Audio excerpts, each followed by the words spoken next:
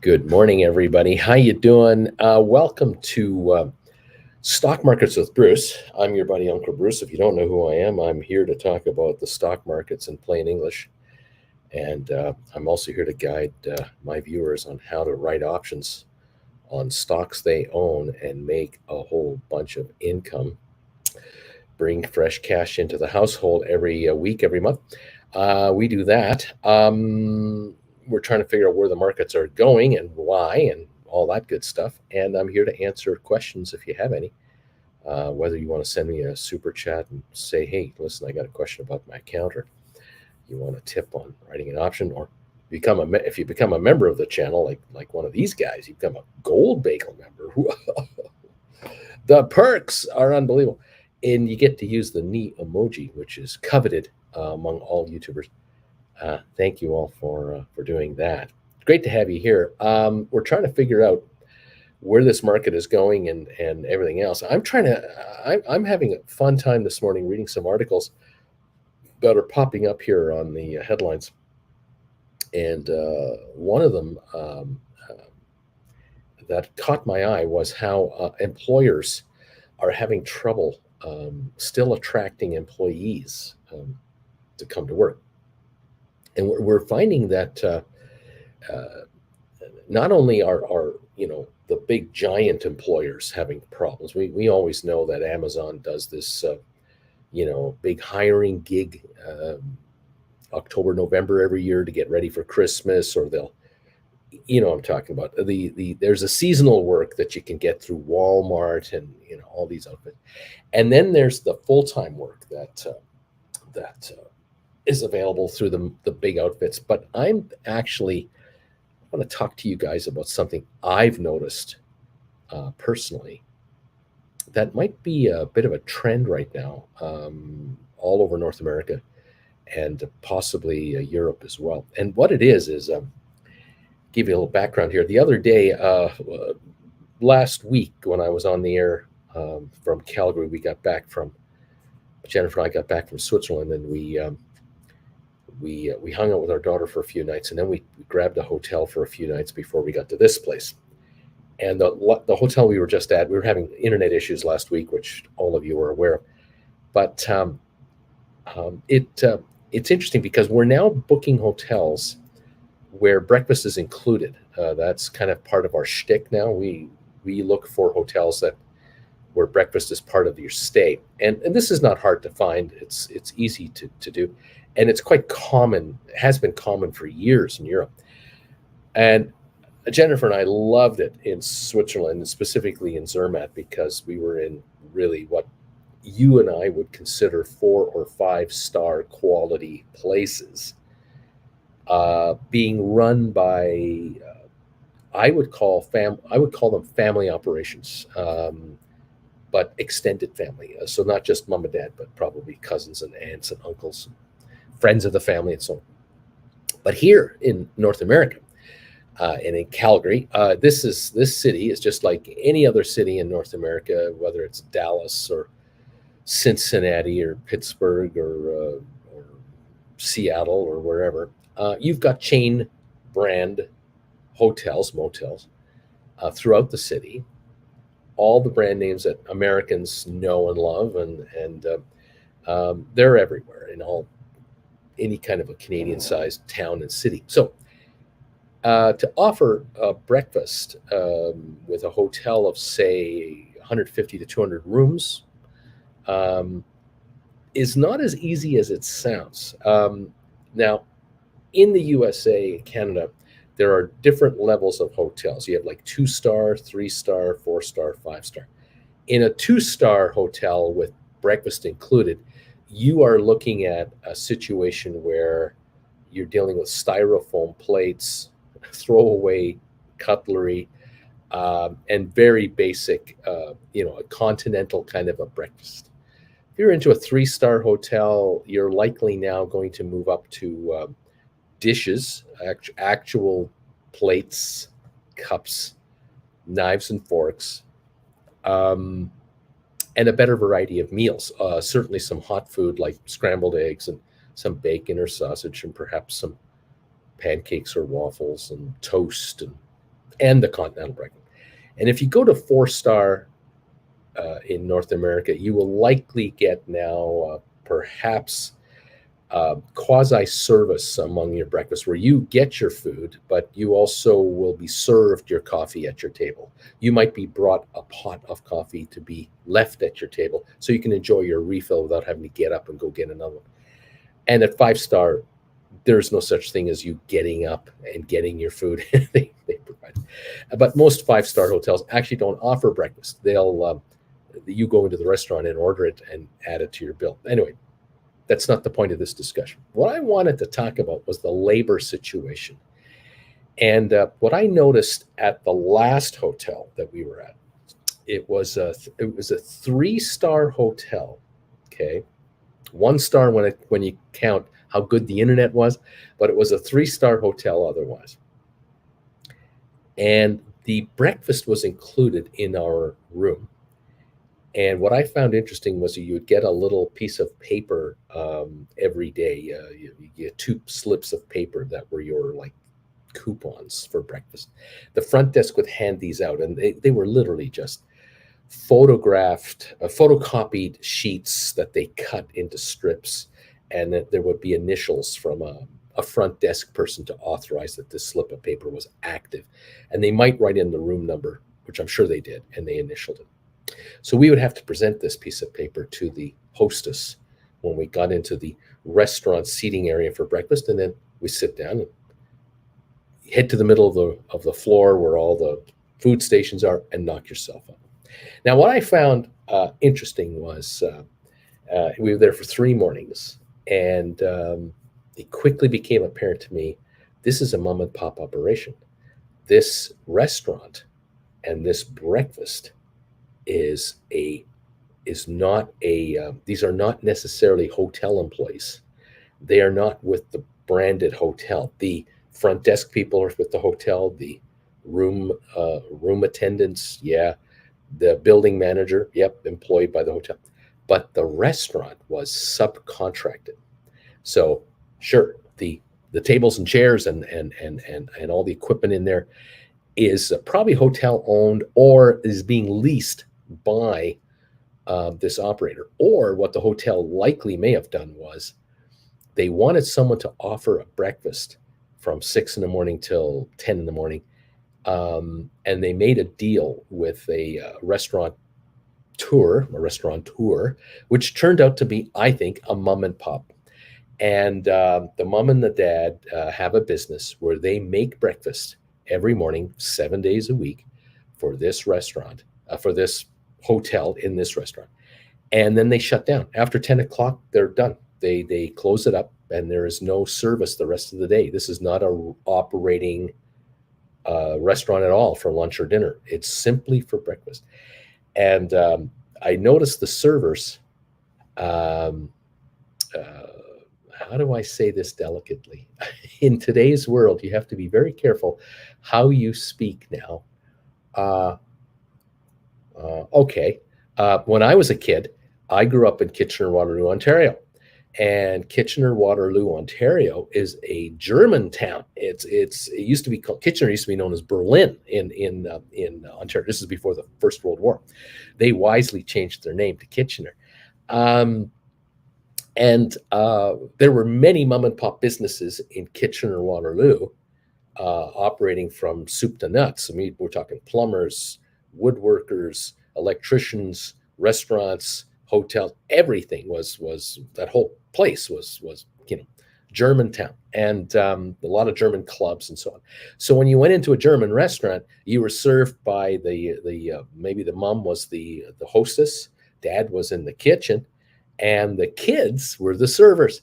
And you knew that this whole business is a family business. Okay, fast forward to the hotel we were just at. I'm looking at the hostess, and she is of she is of an Asian persuasion. Is that how to say this? Got to be careful in today, 2022. You don't want to insult anybody. But she is from she's from, her heritage is of a Asian heritage, right? And she was lovely. She was lovely. She was a very nice lady. And the kids were cleaning the table, and the friends of the kids. That's what I noticed. I noticed that the staff, the entire staff, was of the same ethnicity, and they did a great job.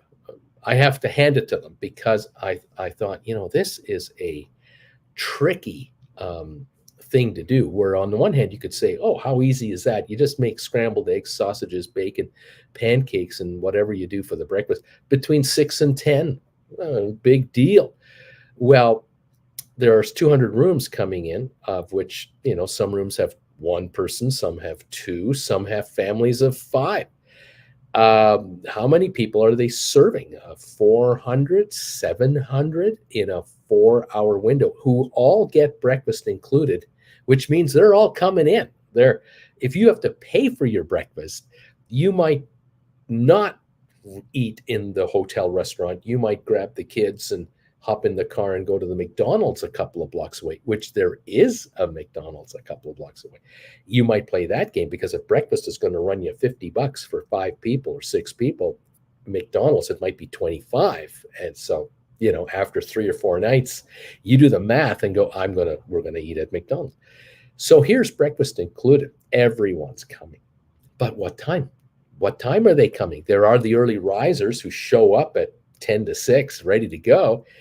And then you've got a lag, and then you got a wave, and then you have a wave between sort of 8:30 and 9:30. There's a big wave there because you got to get there before 10 o'clock as it closes. And then the last minuters. So you've got to keep hot food in the hot food area at all times. Got to keep that running. Make sure there's always enough bread for the toaster. You got the coffee machines in the back cranking out, so you're bringing coffee out in these big thermoses all the time. It's a logistical thing, and I'm looking around doing the head counts, and the entrepreneur here is going, yeah, well, Dad's in the kitchen, not alone. He's got help back there, because there's no way one person can make all this food on time, on demand, constantly. There's no way. And then the logistics of keeping the kitchen running with all the dishes that come back. We're using real dishes. The dishwashers are going. The cutlery has to be turned over. New serviettes or those cloth, napkins. We're talking a constant machine here. There's got to be 3 or 4 people in the kitchen, and then there are 6 or 7 coming out into the floor who are constantly cleaning up the tables and constantly maintaining and monitoring the food. So we're talking 10 people. At least 10 people to run this 4-hour breakfast and keep it running to the point where it doesn't screw up. And there was a moment on the 3rd day, I noticed, where there were gaps. There were food shortages. Like, there were people lined up to get scrambled egg sausages, and there were no scrambled eggs.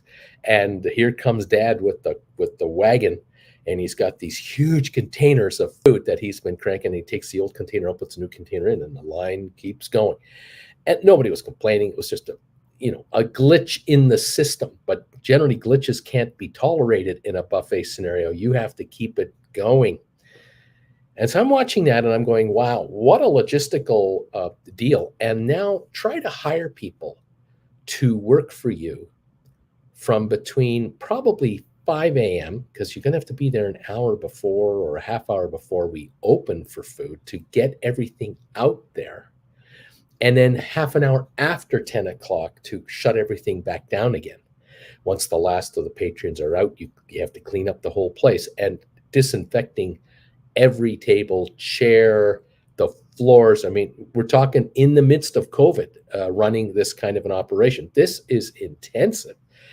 And I'm thinking, try and hire people where you're offering 15, 18, 20 bucks an hour, whatever you're paying, where there's no tip expected. No one leaves tips for these people. This is breakfast included in a hotel, so no one leaves a tip. It's rare.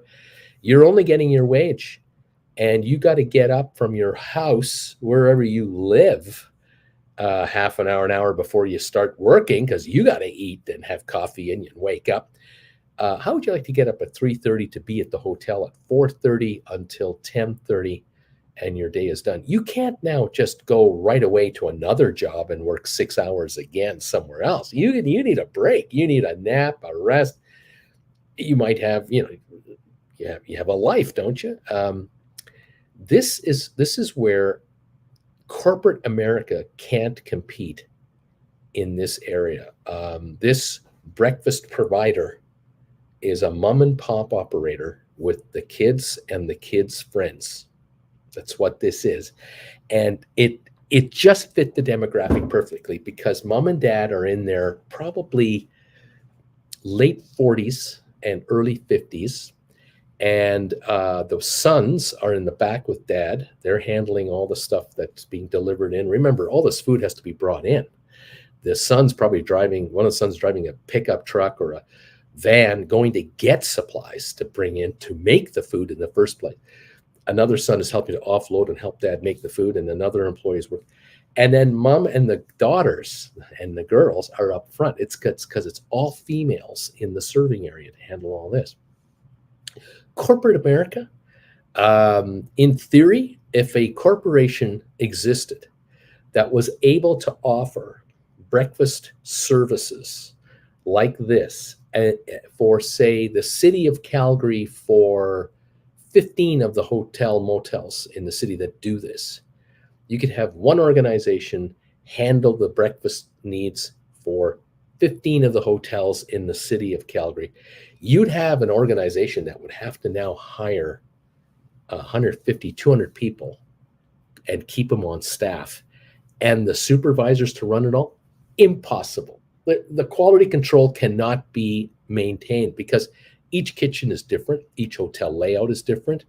The logistics are different. The different numbers of rooms per hotel, completely undoable. It is so complicated for one entity to run them all, but to have mom and pops run each one, that would make sense. So I can see it once a year, once every 2 years, 3 years, the hotel, and it might be the chain, the mother chain hotel, is negotiating with individual mom and pop operators for a new contract to supply breakfast, because your contract is coming up in 3 months or 6 months.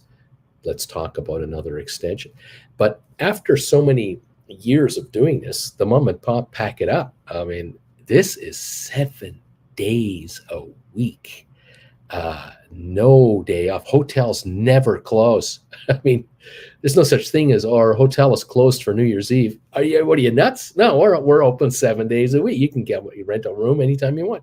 So breakfast is available 7 days a week. And so if mom or dad are ill, they're not feeling well, someone else in the fam is taking over. So it's the kids are taken over. And I can imagine that mom and dad are paying the kids rather well, because if they don't, the kids are saying to mom and dad, hey, mom and dad, why should we work in the family operation and get $8 an hour when we, the kids, can get $18 an hour from anywhere else towards our university education and our savings and what have you?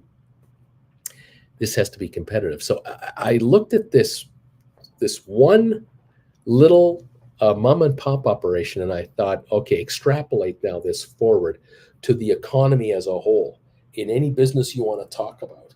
And oh my gosh, there's problems out there with labor. There sure is. And many of you who watch me, you want to be at home writing options and making money from your house, and or maybe doing that along with a job you have that you're doing from your home if you can, or remotely, so that you can enhance your revenue and your income. Can I blame you for that? Nobody can blame you for that. But poor old corporate America, corporate Canada, corporate Europe, these offices with those cubicles and those bosses waiting to whip you into submission, they can't attract people at all. They're having a hell of a time getting people in. And is it any wonder that there's help wanted signs at every retail store in a shopping mall? There's help wanted signs at every restaurant you want to go to, fast food, steak houses, pancake houses, Denny's. Tell me where you want to work. You want a job that pays less than $25 an hour? Have I got work for you? Endless job possibilities, depending on where exactly you live, obviously. Endless job possibilities. And then there's the entities like this hotel that we stayed at. And I can just see the nightmare they've got. The manager of that hotel has a nightmare because they need room staff to clean rooms. And if you want to run a hotel, the checkout time is usually people leave starting at about 8 to 9 in the morning, and they are leaving, checking out right up till noon hour. And then you allow new people into the hotel starting around 3 in the afternoon, ideally, and between 3 and 6 is when the new folks come in, especially business travelers. You've got a 3-hour window, maybe 3-hour window, to get all 200 rooms done. Now, if they were all used last night, they all have to be redone today. If only 85 rooms are used, you only have 85 rooms to deal with. The problem as a hotel manager is you can't tell staff not to come in today. You're going to lose these people. You've got to have your cleaning crew coming into this hotel every day, 7 days a week. So you've got this rotational thing. Some people work weekends, some people don't. They have 2 weekdays off, some have the weekends off. You've got to have this army of people and supplies to handle a turnover of a hotel room, with the laundry have to be where it has to get done, whether it's on site or off site. The logistics are unbelievable, and the spin-off effect of employees is unbelievable. And you're dealing with staff at the front desk, you're dealing with security, you're dealing with maintenance, and you're dealing with housekeeping, and then you're dealing with either bartending, breakfast provided, and any restaurant services and or room services to try to run a hotel. We drive by these hotels all the time in our hometowns. Don't think twice about them. We don't even doesn't even enter our minds that when you drive past a Best Western or a Howard Johnson's or any of these like 3 and 4, mainly 3-star type operations, these operations are franchised with managers on site who have to run this whole thing. And we're in the middle of a pandemic and a pandemic employment shortage.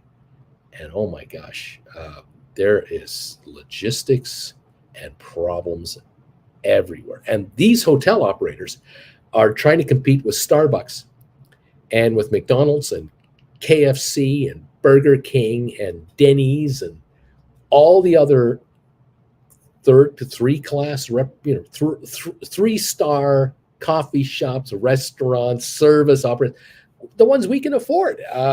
They're all scrambling for employees all over the place.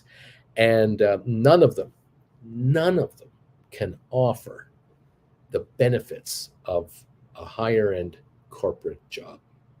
And there's the other problem. Can you blame any one person who's going to say, you know what, I've been working for 8 years as a hotel employee doing whatever, work, and I make a living, yeah, but I'm never going to have the kind of money that I could get away with for a nice holiday. Can't take my kids anywhere like Disneyland. I can't afford it. I can survive, but I'm going to constantly be trying to, make a few bucks more every month here and there just to kind of get ahead. These people, if they're being offered the chance to train, to get training at a community college, to upgrade their skills and get a higher paying gig that is maybe a Monday to Friday gig with regular hours and a whole bunch of benefits kicked in, you think they're going to take that risk? Yes, they are. They're going to take that risk. They're going to go for it because they always know, I can always go back to that job at hundreds of places in my city anytime I want. So there's hundreds, if not thousands, of openings for the job I used to do at so much an hour that is survival number, or I could try to move up the ladder. And can you blame these folks for wanting to do that? So these restaurants, coffee shops, burger joints, hotel operators, shopping malls, security companies, car rental agency firms with front desks, airlines, airports under contract, having contracts for baggage handlers and ticket agent. Can you imagine the competition for labor that they're all suffering from right now? And we, you and me, we go to the airport and it's an excruciating experience. We hate it. We hate the thought of even going because we know when we get there, it's going to be a crap show. And then we go through all the garbage through through the terminal and the baggage checking and then getting to the gate and the flights are canceled. And I mean, just the nightmares. The stress of possibly having a flight canceled is a nightmare as well. And if you got kids, oh, what a world. You want to be a car rental agent right now? Try to tell Mr. Jones that to rent a Chevy Malibu with 28,000 miles on it's going to run him $1,200 a week. Good luck with that job. You're not going to be loved doing that job. And on goes the nightmares of what's happening out there. And it's not ending. It's not going away. There's solutions to the problem. There's ways to solve it. The easiest way to solve a labor shortage is to get more labor. That's the easy. Well, where do you get more labor from? Here in Canada, I figured it out. Jen and I went to a shopping mall yesterday. We went to there are two shopping malls in Calgary that are kind of close to they're almost equal to each other in panache and in style and in quality and in demographics. And we went to one of the two yesterday. And this mall, like almost all shopping malls, they provide a wheelchair at no charge if you want to have one. So Jen and I went to customer service, got a wheelchair, and everything was great. We walked around the mall because we hadn't been in this mall for months and months and months since before last winter. And we wanted to see who's still here and who is gone, which stores survived and which stores didn't. And I noticed a pattern very quickly. I noticed the instantaneous hit me between the eyes because I'm a retailer. I have operated retail stores. And so I look at a retail store much different than most of you would look at a retail store. And I'm looking in there and I'm going, oh my God, have things ever evolved here? And what surprised me was the stores are bright, clean, beautifully laid out. All the brands are there. There's an Apple store. There's an H&M, a big one, like 15,000 square foot stores, huge. There's the Zara stores and all the favorite Sephora's, and they're all there. They're all there. Jewelry and the kiosks in the middle for the phones and all that. Typical, nice, let's call it a 4.5-star mall. And then I'm looking at the staff here and there and here and there and here and there. And it's interesting to me because they are usually of a certain age. Staff members of most of these retail chain type stores. They're of a certain age, in their 20s.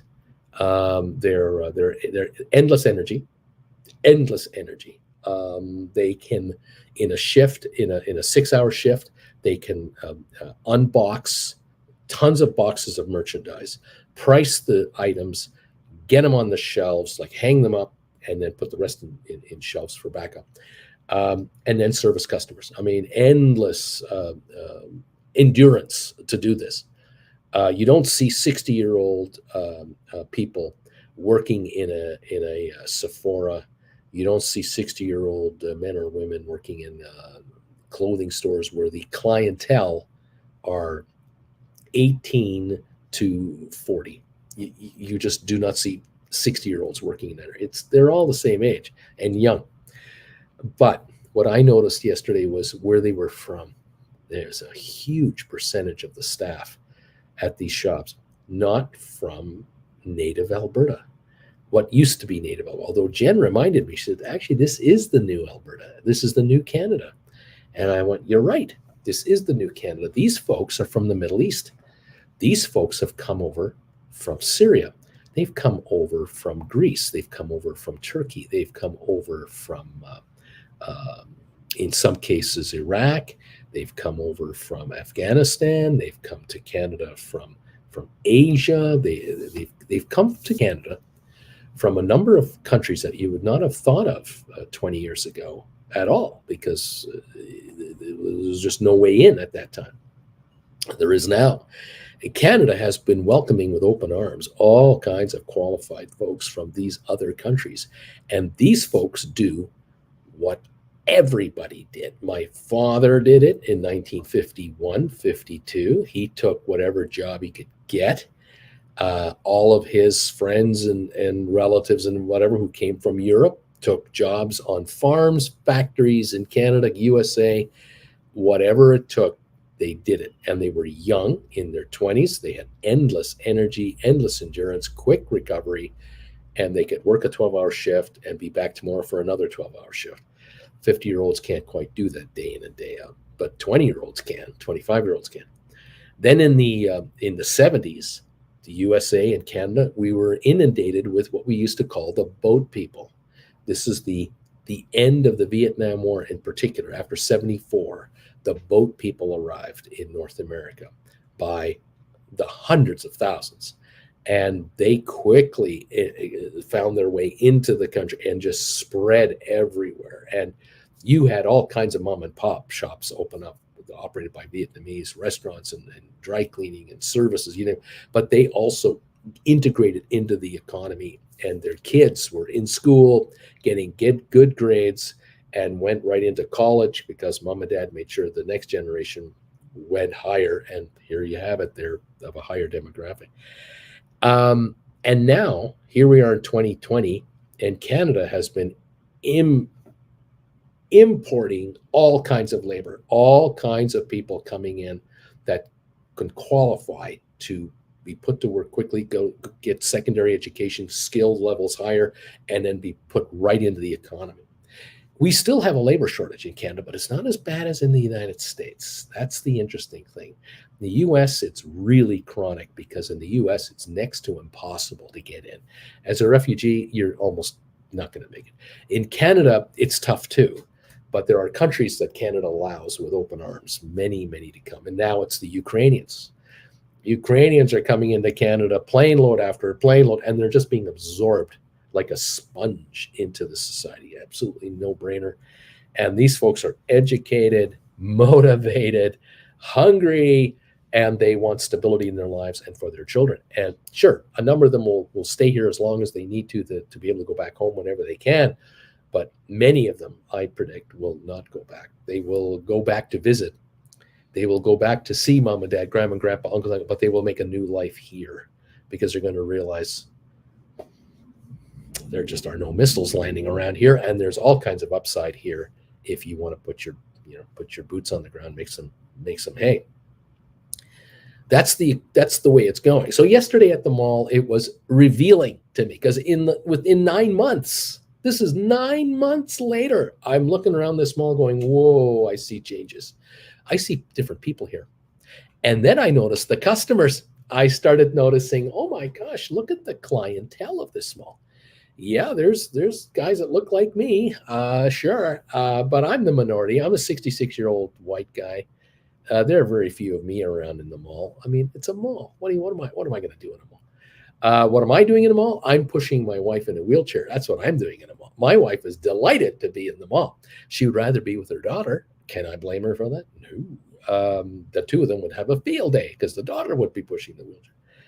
But looking around the mall, I saw the teenage girls. Yeah, that's what you expect. You see the teenage boys in the 20s. You see the high school kids who have fast food type jobs. Then you see the university kids who have the retail type jobs.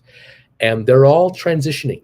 They're all transitioning from teenage to high school to university to adulthood. I see the parents with baby strollers pushing the brand new babies around. You just see the evolution of life at a shopping mall, the entire revolution. And you see them from 12 years of age to the 16s, to the 20s, to the 30s.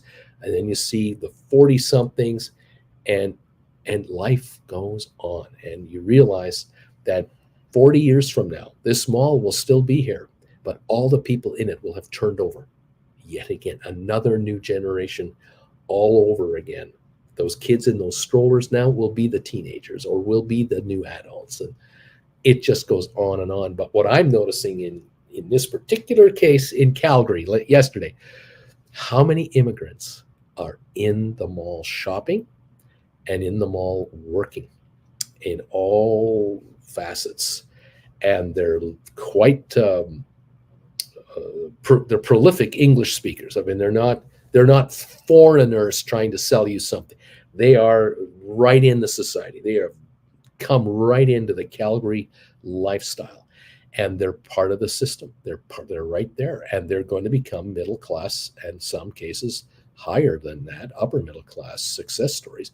And they're going to own the houses around here. They're going to drive the cars in this parking lot, and they're the future. That's exactly how it's going. And if you as a country want to step it up and get out of a labor shortage, there's labor available, but you have to allow them in at the beginning to assimilate into the country. And now this is where it gets dicey, because there are some out there who are in certain positions of power that will never allow certain countries, people in, or certain types of folks in, and we have to wait them out. That they either die in office, die of a heart attack at their desk, or get voted out.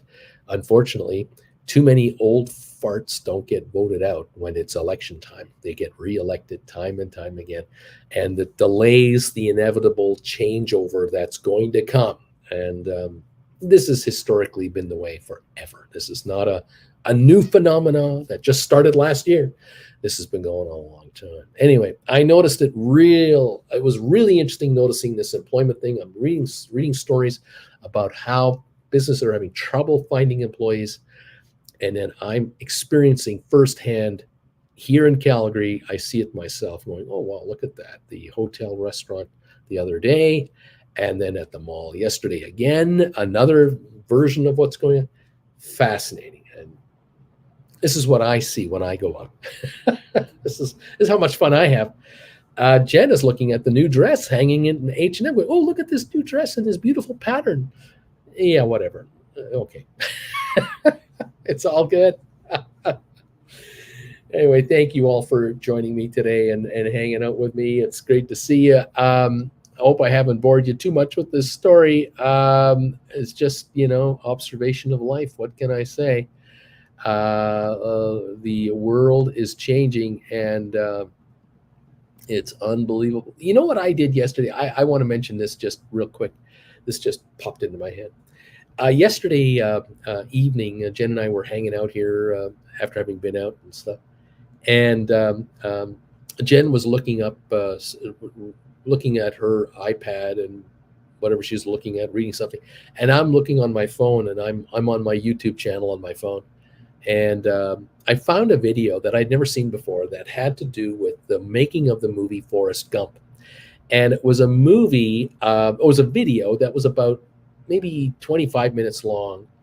And the video was seemed to have been put together by a person that was on the set of Forrest Gump. And they were obviously, they had access to Zemeckis, the director, and they had access to Tom Hanks, and they were interviewing them in little clips.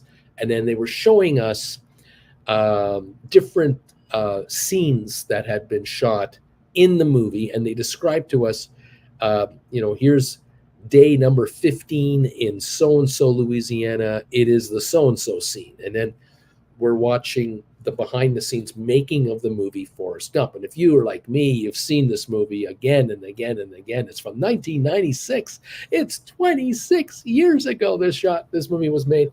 And of course it's timeless because it is a time capsule movie of the 60s and the 70s and the 80s. And so you're watching the behind the scenes work that is going into making a movie. And it's just stunning. It's just incredible. And you have someone like Tom Hanks and Gary Sinise and other actors, and if someone like a Zemeckis at the helm, you're talking about a big budget production. And of course, it made money over and above the cost of making the movie. But the logistics, the behind the scenes logistics of putting something like this together is just stunning to me. And I keep thinking to myself, the pressure that is on someone like a Robert Zemeckis or on Tom Hanks, the star of the show. I mean, every day the guy is Tom Hanks. He becomes Forrest Gump, and the movie was supposed to be 64 days of shooting, and it turned out to be, I think, 76. They went 12 days over, so millions a day for 12 days. I mean, it was a big deal. The pressure on this man to be the same character for 76 consecutive days, to be the same character that we see in a 2-hour movie, and we take it for granted. What we don't realize is the third minute of the movie is shot halfway into shooting, and that the ending of the movie is shot in the first week of the movie. It's all over the place. There is no sequential chronological sequence to the making of Forrest Gump. Forrest Gump was shot in various locations for various scenes, and it was all put together in the editing room later. So the actor himself, Mr. Hanks, has to be in the character's mode based on where in the movie he is. So if you're shooting the last 20 minutes of the movie, in the first week of production, your head and your acting has to reflect everything that's happened to your character throughout the entire movie until you got right to here, where we are just going along for the ride. And for us, if we don't think about it, it worked. If we do think about it when we watch the movie isn't working out too well. And this is how good these people are, how incredibly talented they are. To just, you think to someone, well, he just sits on the park bench and he's just talking about a box of chocolates. Life's like a box of chocolates. How hard can that be to do? There was another scene where they were showing in Vietnam. It was a Vietnam scene. They had a consultant they brought in, a military consultant that works with the movie theaters, to make it as realistic as possible, what you're about to see happen here. And they had this one scene where the rain, one day it was sunny, and then the rain started, and the rain came from above, and the rain came from below, and the rain came from the side, and the rain came from the front, and it just rained for 5 months. There was a scene where the platoon is walking, trudging through a meadow, whatever, and they were trying to show how the rain was coming from the side. And to make this scene work, they had 4 massive 12-foot diameter fans that they had going, one beside the other, just off camera. And these fans were just blowing the air across. But this wasn't good enough. This wasn't powerful enough to make this work. So they brought in a jet engine on the back of a truck, on the trailer of a big truck, and they ramped up this engine, and this sucker is blowing air across along with these 5 or 4 fans all together. And they are making these actors walk towards the camera, come to us, and hold your hand on your helmet, because if you don't, the helmet will fly off. And we're going to spray liquid at you guys as you come walking towards this camera. They had to do 4 takes. They couldn't do it in one take. They had to do it again and again and again. And they eventually decided that we're really going to key the camera, one of the main cameras, just on Tom Hanks. Just on Tom. And the rest of the guys will kind of be in the background as they're all trudging up. But they had to do it with an overall shot with multiple cameras. And of course, they took the sound out when we saw the movie, we didn't hear the jet engine, obviously. But here we were watching in real life how this one 30-second scene was made that took days of logistics. And all the military equipment they were wearing was authentic, like realistic, so that any Vietnam vet would go, yeah, we wore that. Yeah, we wore that was accurate. That's what they wanted to do in a comedy movie called Forrest Gump, just to kind of remind you what this was. it's fascinating to see how detailed something like that has to be to make this all work. I just got a kick out of this movie. If you ever get a chance, you just go to YouTube and enter, making a Forrest Gump or something like that. You may find it. I don't remember the title of this thing, but if you find a video that's about 25 minutes long with all of these behind the scenes making of the movie, I think you'll get a kick out of it. Anyway, there you go. It reminds me of this show here, of the logistics that I go through, the hours and hours and hours of logistics that I go through to make this show for you as high a quality as Forrest Gump is for you. How I don't win Academy Awards is beyond me. I don't understand, because the quality is there. I mean, look, you could see some pillows over there. You could see a piece of a photo of artwork there. If I move my head, you can see the reflection of my lamp there. There's something over there. I don't know what that is. There's some kind of thing glowing there. I have no idea what that is. Yeah, I mean, there's been some thought put into this. So welcome all to this morning's Howdy Do show. We got 13 minutes to go before we open for trading. And the folks here have been throwing me thumbs ups to get this show started. I cannot thank you enough, but I do. I thank you, and I thank you, and I thank you. We have 127 thumbs ups already on this show from these incredible viewers that are here this morning. I appreciate it so much. Nice to have you here. And Ricardo is absolutely right. There's no lamp. The thumbs ups are here coming. I can't even mention them all. They're just, I love you guys. Thank you. Creamy Goodness says, speaking of labor, all the fast food restaurants in my city have closed down the lobby completely. It's all drive-through. Yeah, this is also what is happening. It's true. Here, look at this. Olivia, I used to work at an airport restaurant, woke up at 3:30 every day. I was there by 4, and the folks don't know it. The restaurant clientele do not understand that. They do not know what people like Olivia have to go through to serve you bacon and eggs at the airport, or a sandwich, or a coffee. And they get nothing but nickels and dimes for tips. It's unbelievable. Folks ordering mimosas at 6. There you go. JJ, my expectations for complimentary breakfast to an American hotel are substantially lower than for a European hotel. Oh yeah, Jen and I have noticed straight out. We've downgraded. Oh, have we ever been downgraded with the food quality? Oh yeah, no question about it. But when we were in Europe, we realized, is this ever delightful? Real muesli in the morning with fruit. We were at one resort. The one hotel had 3 different fruit bowls, 3 of them. The one with the melon, the one with the watermelon, and the one with the apples and the orange chunks and all that. There were 3 separate bowls so that they wouldn't contaminate each other and leak into each other. Oh my God. And then hard-boiled eggs were over there, and scrambled eggs were there, and cold cuts. Huge wooden trays of fresh cold cuts.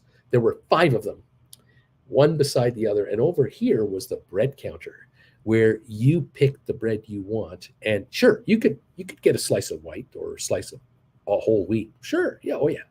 No one took that stuff. You mind? There were the 6 loaves of bread that you cut yourself with a bread knife. They had towels on top of the bread. You held the bread down on the breadboard, and then you cut the slice you wanted, as thick or as thin as you wanted. And then you went over to the cold cut section and added that. Now, if you didn't want meat on top of your bread, there was the honey, the peanut butter, the Nutella, jams and jellies. And when I said honey, I didn't mean a bowl, like a jar of honey. There was this rectangular piece of, I'm not sure how to call, what was that? The honey, you remember that? Sorry. You remember at the restaurant in Switzerland, they had the honey in the honeycomb thing? Yeah. What was that? What would we call that? How would we describe it? Honeycomb. It was the actual, it's a honeycomb. The actual honeycomb from a hive. You just took a chunk of that with a spoon and put that on your bread, and then you had that. That's honey. This is at a hotel with breakfast included. Just so you know, it was. Yeah, I sure missed that place. Good morning from Larry Titus. The Swiss breakfast, the best there is. I gotta say, that was good stuff. I have never seen a bed and hotel with breakfast that high end in a North American hotel, ever. Never experienced it. Now, I've been in 5-star hotels for business over the years, and breakfast is included, or it's not included. It's you buy it in the hotel restaurant, but you get bacon and eggs and toast and coffee for $22. I mean, and it's no better than Denny's. That at the time would have been $9.99. No better. So no, I've not. Anyway, what can I say? Let's see. What else is going on? Uncle Bruce, your lampshade isn't crooked, so it's broken. I don't have a lamp. There's no lamp. Wing Commander's here. Welcome. Number 113. Welcome. We're opening in 8 minutes. Let's see what's going on here. More comments between people, which is fabulous. Uncle Bruce, you should watch movies that made us on Netflix. I did. I have seen this. And Alberto is here. Good morning, Alberto. The one-on-one. We had a one-on-one yesterday. The one-on-one with Uncle yesterday was amazing. I hope I grasped it all. I'm ready to write. I'm ready on the 90-10 rule. Thank you. I can't wait for our next one-on-one. Granddaughter couldn't believe she was speaking to a YouTube star when she walked in the room. Say hi to Uncle Bruce. She couldn't believe it. That's the guy. That's you watch him all the time. Oh my God, he's talking to you. He's talking to me. Oh my God. That's great. We had some good one-on-ones yesterday with some of our folks. Let's see what's going on. Uncle Bruce, there's been some whale activity on HPQ 9/16. What would these be? September 16, expiry 33 strikes. What are your thoughts on writing on HPQ this morning? Well, if it's whale activity that you're noticing, it could well be a mutual fund, a pension fund, a hedge fund that is bringing capital in, bringing in cash against their HPQ and writing some insurance. I mean, if you own 100,000 shares, you could write some calls and bring in some capital. The stock's 32.58. I don't know what kind of revenue we're talking about here, but if they bought this stock, lately in the low 31s, and now they're writing these 33s, as you say, and they're getting a premium on top of it, they're locking in the potential of being bought out, which might be the whole plan. Like, what's the plan, right? Get her? Is that your whole plan? No, the plan is to buy HPQ cheap, let it run up a little bit, and then write 33s for September in the hopes you're taken out. So you get the 33 plus the premium you got, and you've gained, say, let's say you made a 10% gain on the whole thing. So from July to September, you made a 10% return for your hedge fund. And we're talking about an investment of maybe $3 million, making $300,000 return. There's a $300,000 cash injection lift in the value of that chunk of that fund on this deal. And that could be all it is. And the hedge fund, the manager, the person running this trade, they get paid 25% of the upside that they make for the fund. That might be the deal. It's a private hedge fund. And if they do a deal like this, they get 25% of the profits on a quarterly basis, an annual, whatever it is. Make $300,000, get 25%, $75,000 for the manager of this trade.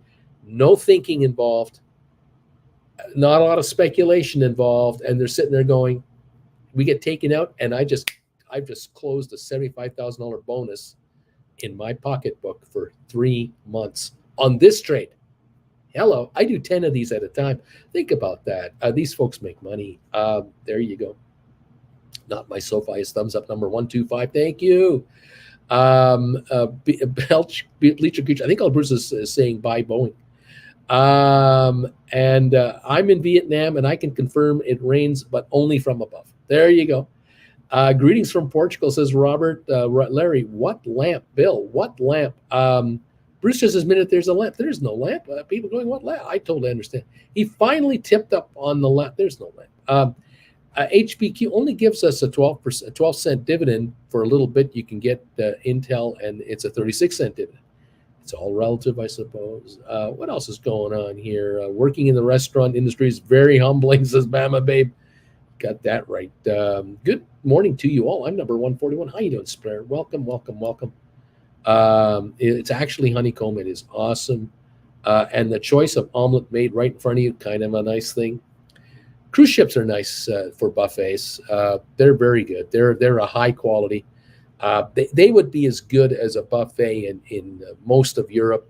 You may not have the cold cut selections at the top end, but you'd have stuff like lox and cream cheese and the muesli and the fresh fruit and cruise ship buffets for breakfast, depending on the brand. Hall America, the best, really good. Anyway, what can I say? The Wi-Fi seems better. I think it is too. The Zool in the back corner is glowing. There's only Zool. Let's see. What else is going on? Nazareth, GameStop calls for the week. What do we think is going to happen? Wait for a pop right now for 2 expiry. What should we do?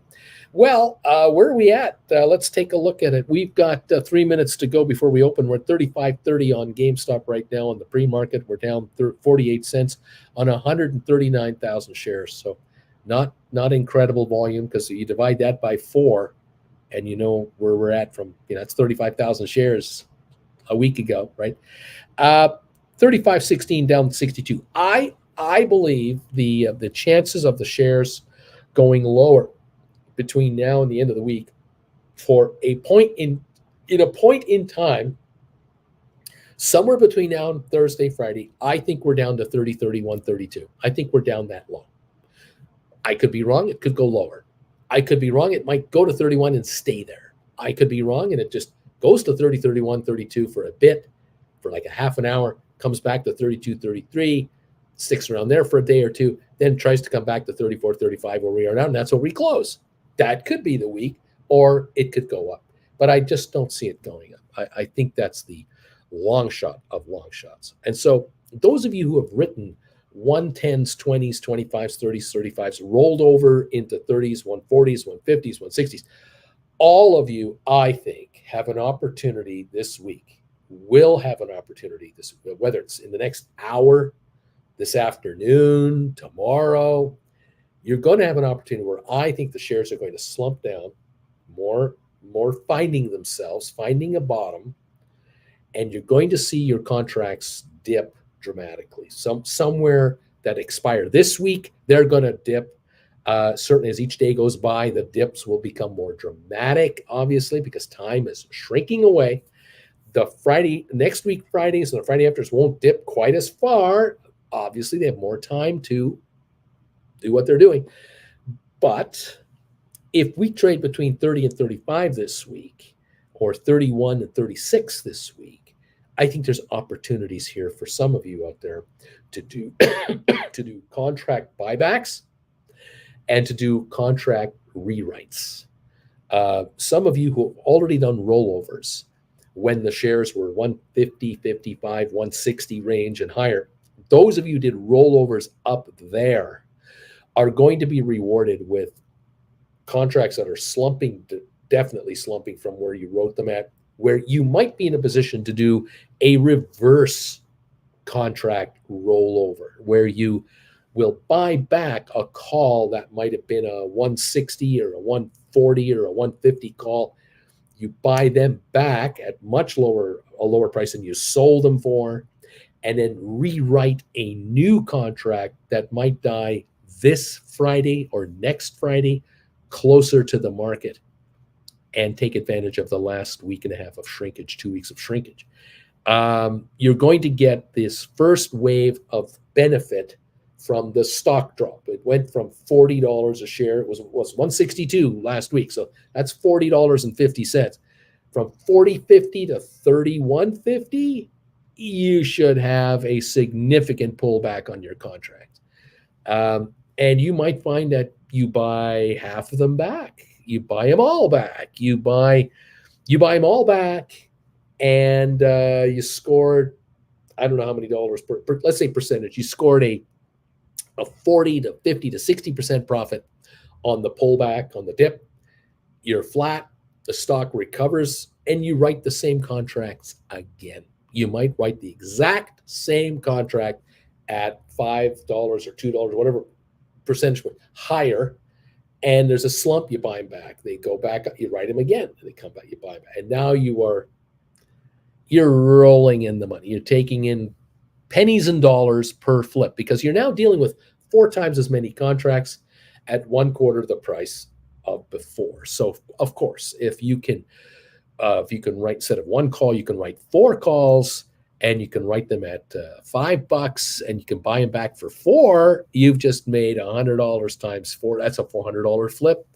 And if you're happy with that, you'll take it. The stock goes up, and the contract is back to 5, and you buy back at 4, and you write at 5, and buy back at 4, and you write at 450, buy at 350, write at 325, and buy back at 2. You might want to do that all this week. You might not. It all depends on your attention span. How much time have you got to watch the market? How aggressive do you want to be with this? Or are you just going to do the old, I wrote this for, I wrote 110s. The stock went up, and I bought them back, and I wrote 140s when the stock hit 155.60, and they are backing off, and I'm going to let them collapse. They're going to let them go down. I want those calls to go down to 20 cents on the dollar before I'm even thinking of buying them back. Or I did do a rollover, and I had to write September and October calls, and I'm going to buy those back if this stock wants to drop off, and then I'm going to rewrite to replace those Octobers or Septembers. I'm going to write Augusts or late July. Well, not late July. I'm going to write Augusts. So I'm going to bring my time frame in now. So I've got a bunch of dough back from this rollover, and now I'm writing mid-August contracts to shrink out maybe 140s or 145s, which are now 35s, 36s, 37s, something like that. So we have a lot to watch and cover. We're open.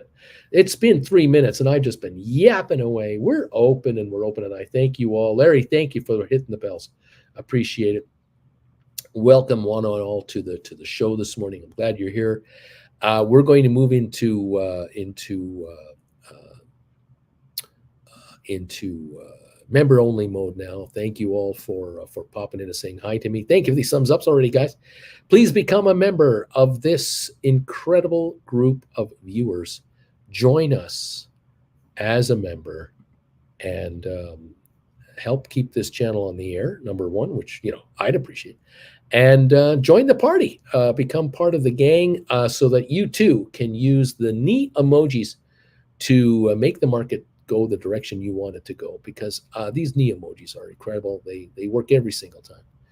I don't have a record, like I can't show you the record of how it works every time, but it just, trust me, it works every time. Thank you all for popping in. We have now got 160 thumbs ups from this incredible group of viewers.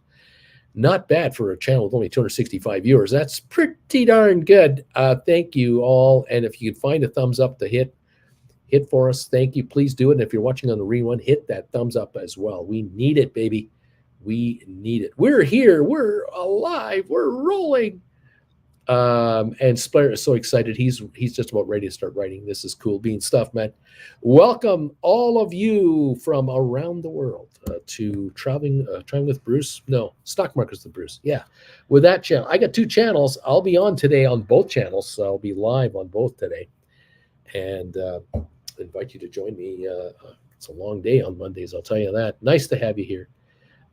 He's not lying. Neat. Wing Commander, Uncle Bruce, if GameStop does move down to 30 or sub 30, would it make sense to buy cash secured puts to bring in more cash?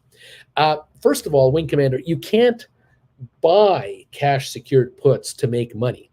You can write cash secured puts to bring in money. I mean, you can write puts. But then you're gambling that the shares will go higher or stay where they are. depending on the premium and the time frame. So it's the opposite trade of writing a call. It could make sense, but on the other hand, you may decide that you've written calls, the stock drops in value. Right now it's down 149 to 34.29. It drops off, and then you find that you buy back your calls. You watch closely to see if the shares have a little rally, and then you write another set of calls again. You might just do that only and not bother with puts at all. They're not as liquid as calls are. They're not as heavily traded. There aren't as many of them out there. So you may want to avoid that. But again, it's up to you. You feel comfortable, knock yourself out. GameStop dipping, let's go, says Alberto. Coyote, 6% of the time, it works every time. See, Olivia's laughing. Kiwi, 166, thumbs up. Wing Commander, terminology still gets me from time to time. I was explaining writing calls this weekend to some buddies of mine, and I was correcting them when they were saying buying calls. You sell calls. That's right. You sell first. You buy back later. That's the secret of the success of this business. But you want to write. When you sell, you want to sell at the top dollar you can get. Stink offers. Put them out there. It's on a stink offer and let it come to you. You get off, great. Then you put in the stink bids to buy them as cheap as you can when you're ready to make that move. Welcome, welcome, welcome, all of you. Friends don't let friends write naked puts. And don't forget, stink bids save lives. And there you go. Those are our mantras. Welcome one and all to the show. We've got the Dow down, 22 at the moment, I guess. We're down 20 or 19 or something. We're down 6 on S&P. We're down 44 on NASDAQ.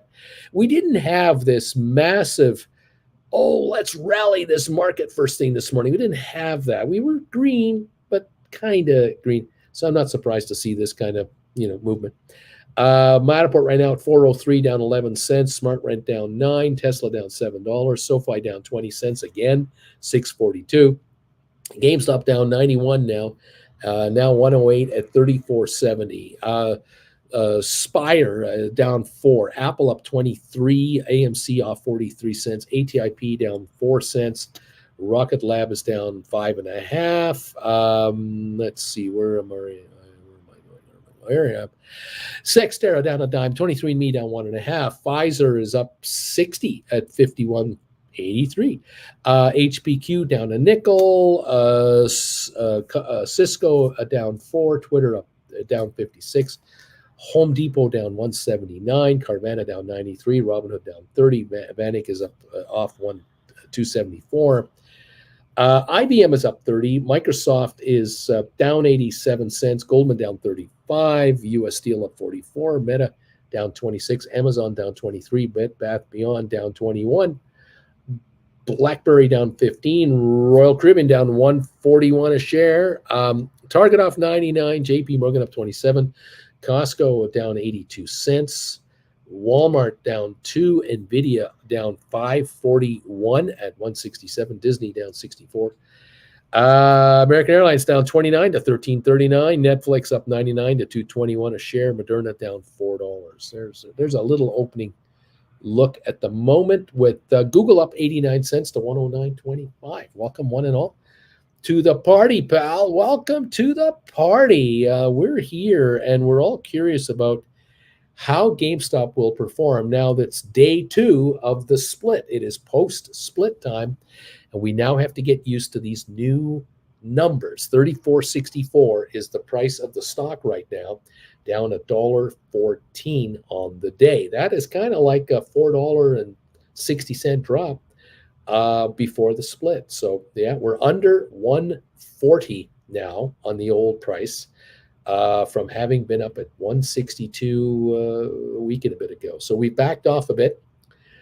And the post-split sell-off seems to be continuing. We had a lot of hype on how it all worked out, and the stock ran, and now the hype is over, and we're backing off. Alberto, thank you for that PayPal donation. Way to make money, buddy. I love it when you're making money. That's great.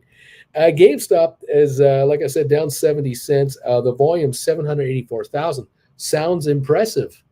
But if you divide it by 4, it's 190,000 shares from it's like it's always been. It's a slow It's trading as slow as it always trades. It's no There's no new added volume to this GameStop, which tells me it can't hold these prices. It will have to drop into the 120s, maybe lower. It just, unless something's going on corporately, I don't know about, but I don't see anything. Do you? I don't see anything going on. 35.19 at the moment. It is fluctuating. I'll give you that, but we don't seem to be going anywhere. The Dow now up 40, trying to reverse the sell-off that it seemed to have started with. We've got now this 40-point gain on the Dow, a break even on S&P. Nasdaq still down 22 cents. Oil up 140 a barrel to 96. Full year revenue guidance from Squarespace has been dropped. It's been cut. Stock is tumbling. Get ready for a lot of this. These markets can't hold these levels. They're not going to hold these levels. We had a rally in the last week and a half. We call that a bear market rally. And normal, completely normal, should happen from time to time. Yep. The indexes will battle for a while to kind of hang around, and then they'll drop. And then they'll try to a little rally, and then they'll be flat, and then they'll drop. Until corporate earnings are projected to be substantially higher across the board because of a growing economy, we're going to get this every day. We're going to get announcements like we just saw here from Squarespace, where they're cutting their full year guidance. They're being prudent to do this. This is a smart move by them. Warn us now, tell us now, don't wait until earnings day. You're going to get the lawsuits if you don't reveal what you already know. Apple's iPhone gains may stall next year. Analyst expects a great 2024. So Apple is expected to not have a great 2023. Well, what about the rest of 2022? I think we're already backing off as we're speaking on Apple as far as the projection of sales and the trajectory of sales. You can't just go straight up. And if you're going to have pullbacks in economies around the world here and there, especially Europe, Apple sales are going to back off. So will Microsoft sales and everybody else in the same tech space. So Amazon will be under pressure. Google will be under pressure. That's only to be expected. The good news for the stock markets, when it comes to what kind of downside we're going to have on the stocks, the very, very, very good news is something that didn't happen in the late 70s when I was just turning in my 20s, becoming a stockbroker by 79. What I didn't have,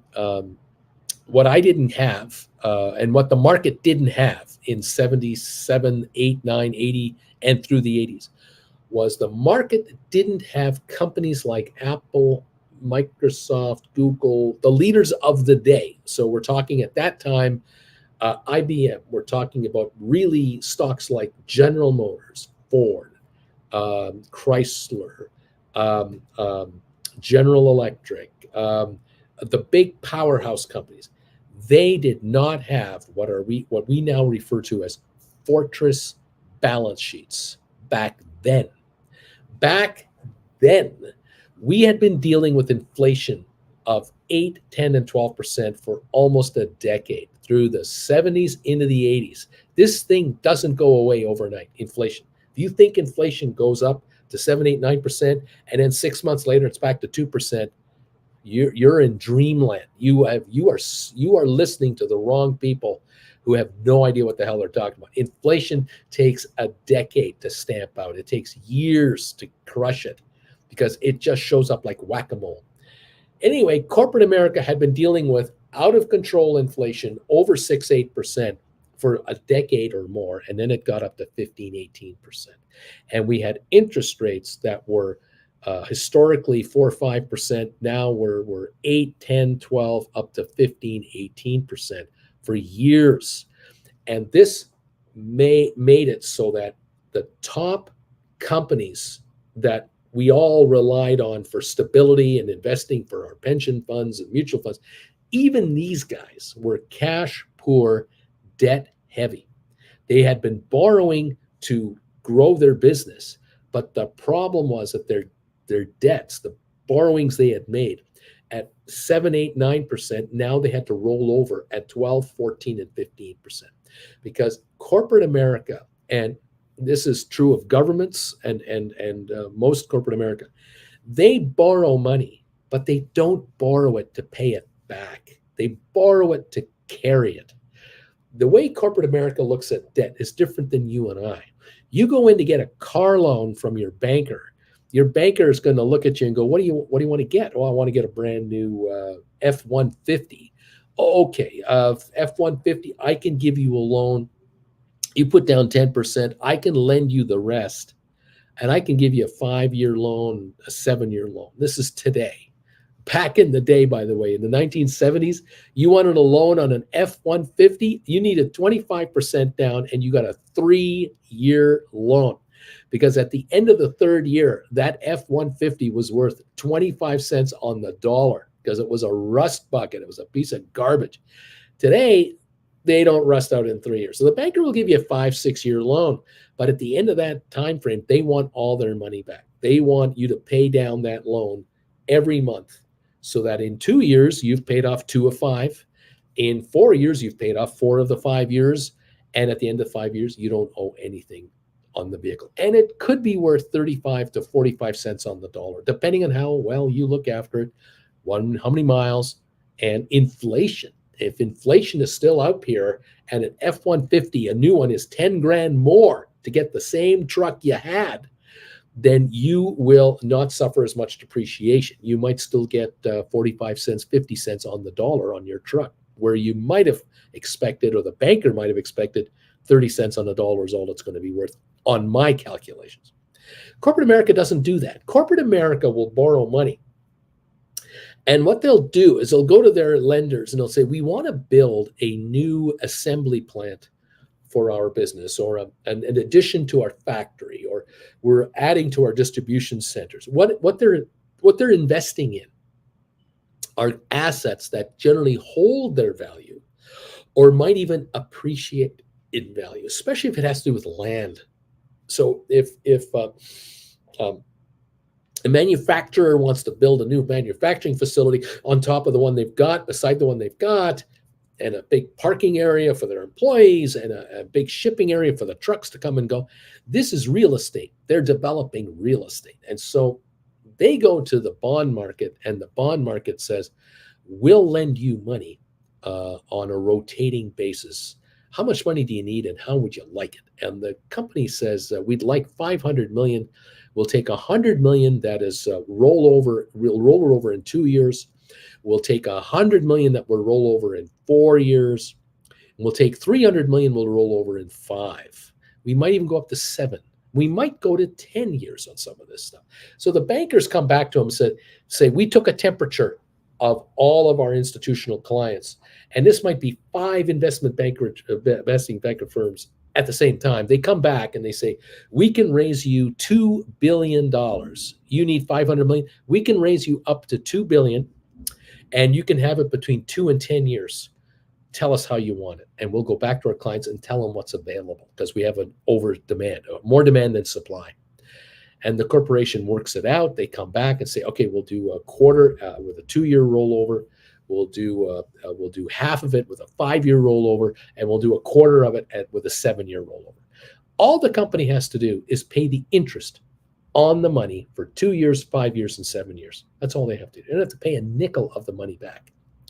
And so they're borrowing and utilizing $500 million to build out their plant and equipment, what have you.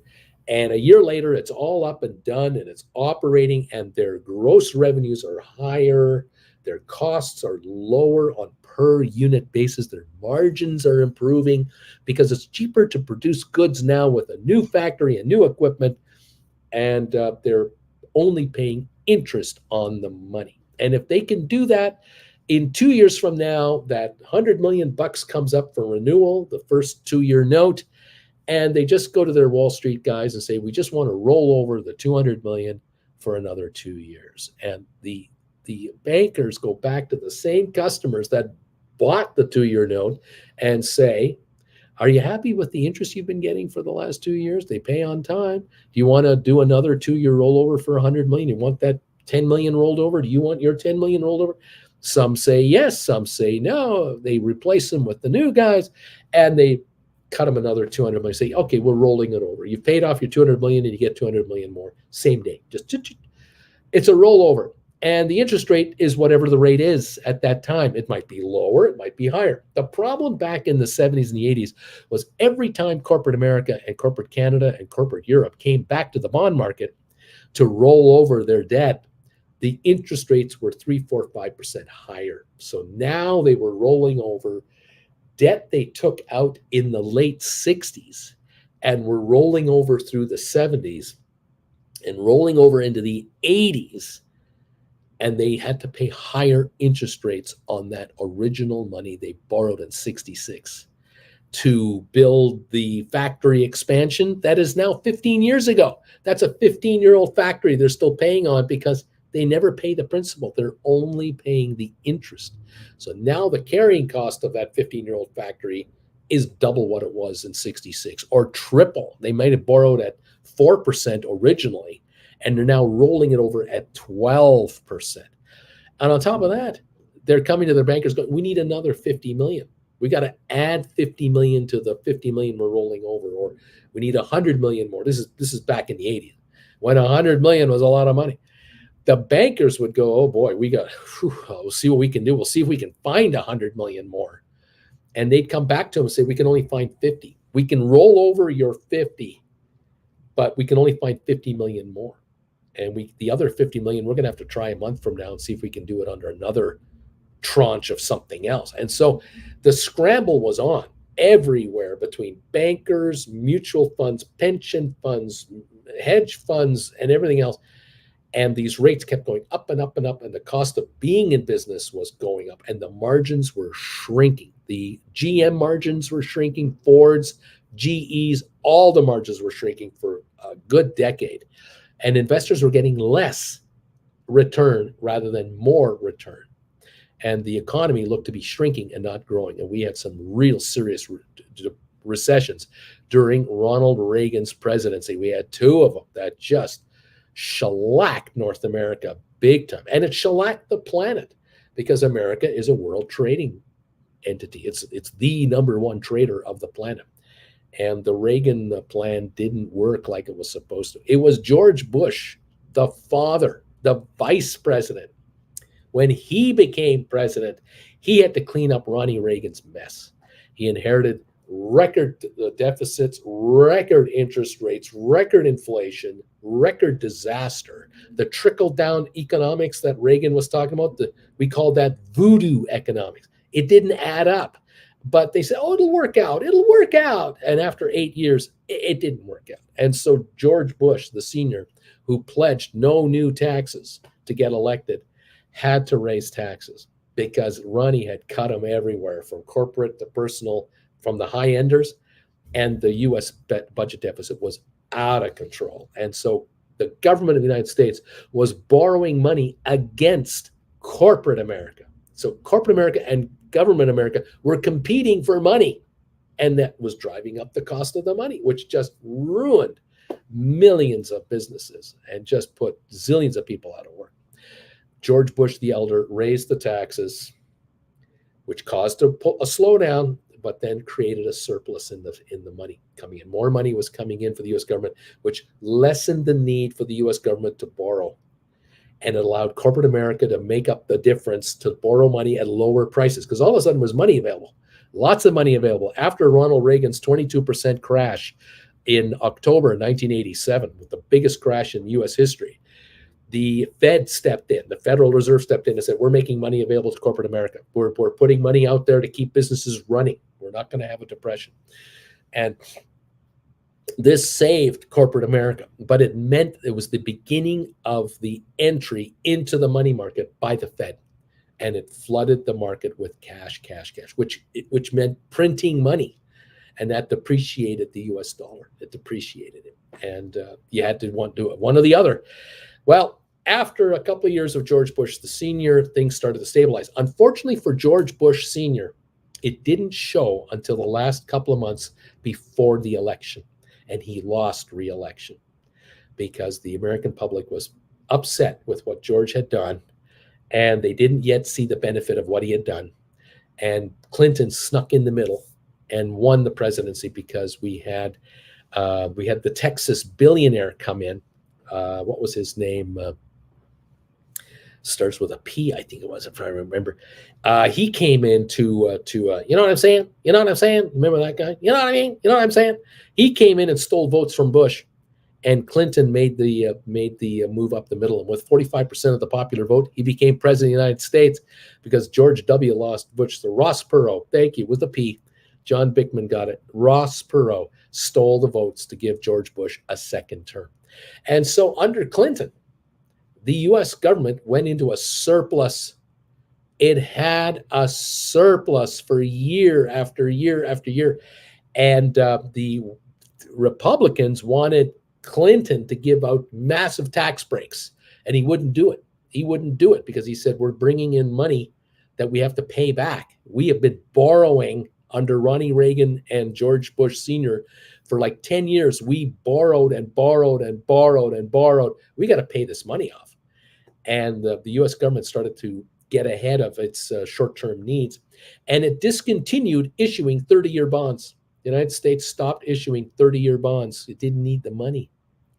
And it only was issuing 2, 5, and 10-year bonds. That's all you could buy were 2, 5, and 10s.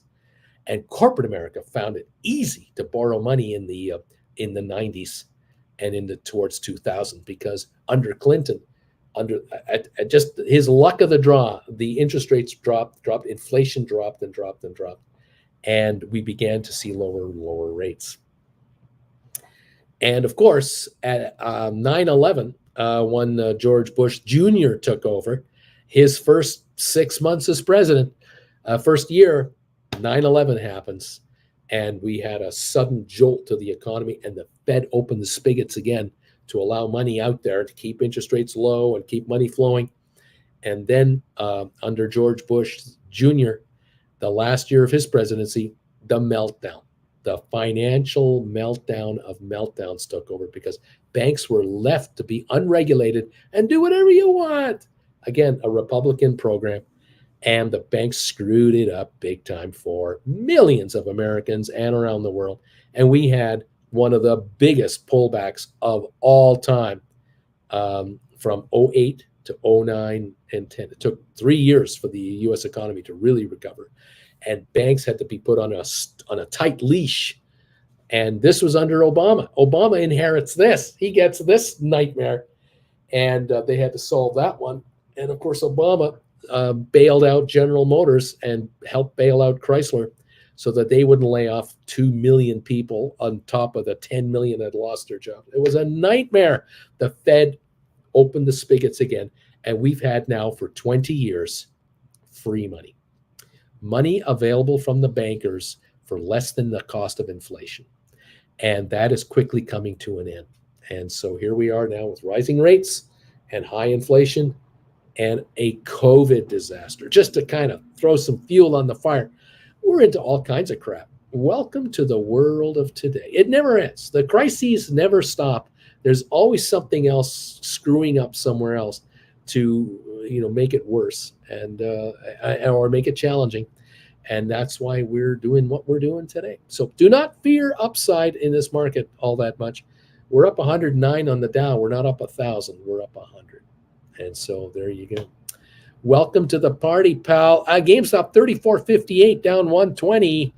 The low of the day on GameStop today, 34.24. We're just 30 cents away from that. The high of the day, 35.51. So, it's a $1.25 move from low to high, which is $6 in the old way if you multiply it by 4. And we're at 34.59 right now, down 119. That puts $120 call options, which are now 30s, only $4.49 into the money. These used to be $10.50 in the money or $40 in the money. Now they're $4.50 in the money, which is like $18 in the money. This is a big difference. And many of you have written 120s at $15 to $20 each and more. You took in some serious premiums. So every time this stock drops $1 from here to 33.20, 32.20, oh, are your contracts coming down in value, which is putting you into the chips. And so those of you who've written 130s, 35s, 40s, 150s, 60s are already noticing these calls are way down from where they were, because they're now 40s or 38s or 36s or 35s. Those of you who've written 120s, 125s, and so on, you've noticed your contracts coming down. And if this stock keeps doing what it's doing, these contracts will keep coming off. And of course, the time premium is shrinking every day on all of these, starting with this Friday's expiry, the 29th. For the 120s, the 110s, the 130s, they are backing off on time value. So keep your eye open on the options chain, the whole option chain. And as the market is backing up, keep an eye on where your break-evens are and where you're ahead of the game. You may find that you're holding options now 4 times as many as before that you've written that are out of the money. These are contracts that were in the money. Now they're out of the money and they are shrinking out. They're expiring this week, next week, the week after, week after. And you're going to get to the point where there's going to be a return in front of you that you might want to take advantage of and look at a rollover. And you may do a buyback of a call that is less than what you sold it for substantially. And you're going to write a new call that might only be 2 weeks out, just ahead of this market or a little further out. You'll decide which one is working for you. If you obviously need some advisement, you want my opinion on it, I'll do the best I can. Let me know what you're sitting on and we'll see what we can do. Fantastic. Welcome one, welcome all to the party today. The Dow right now up 113. We've got S&P up 7, NASDAQ still down 15. It's a mixed bag market. Oil only up 98 cents. It's not going anywhere. It just can't seem to catch a bid any higher than what we have. Interesting. See what's going on. Revenge of the customer. Inflation-related complaints show up in Yelp reviews as customers face smaller portions and higher prices. It's the old game. Bacon used to be 16 ounces. Now bacon is 12 ounces, but the package looks like a 1 pound package. They didn't change the dimension of the package. They changed the look and the design to make you think you're getting a pound of bacon for $4 or $5. Now you're getting 12 ounces for $5, or you're getting 12 ounces for $8 or whatever you're paying now. It's ridiculous. Crazy. We're 10 cents away from the low of the day on GameStop, 34.34. At the moment, the volume on GameStop now is 1.4 million. And so we're talking about 350,000 shares traded. If you look at the old ways, that is a nothing burger on volume. SoFi is down just 16 cents to 646. The low of the day was 637. We've traded 3.2 million. We're still waiting for SoFi to tell us what their plans are regarding a reverse split. Are they going to do it? If so, under what terms and conditions are you doing it? Are you going to reverse it 5 for 1? So for every 5 shares you have now, you have 1 share trading at $32.50 each. What is the deal coming up? Is there a deal? We'll find out probably when the earnings come out, and that's still a few weeks away, but we'll be here to watch it. We'll be around.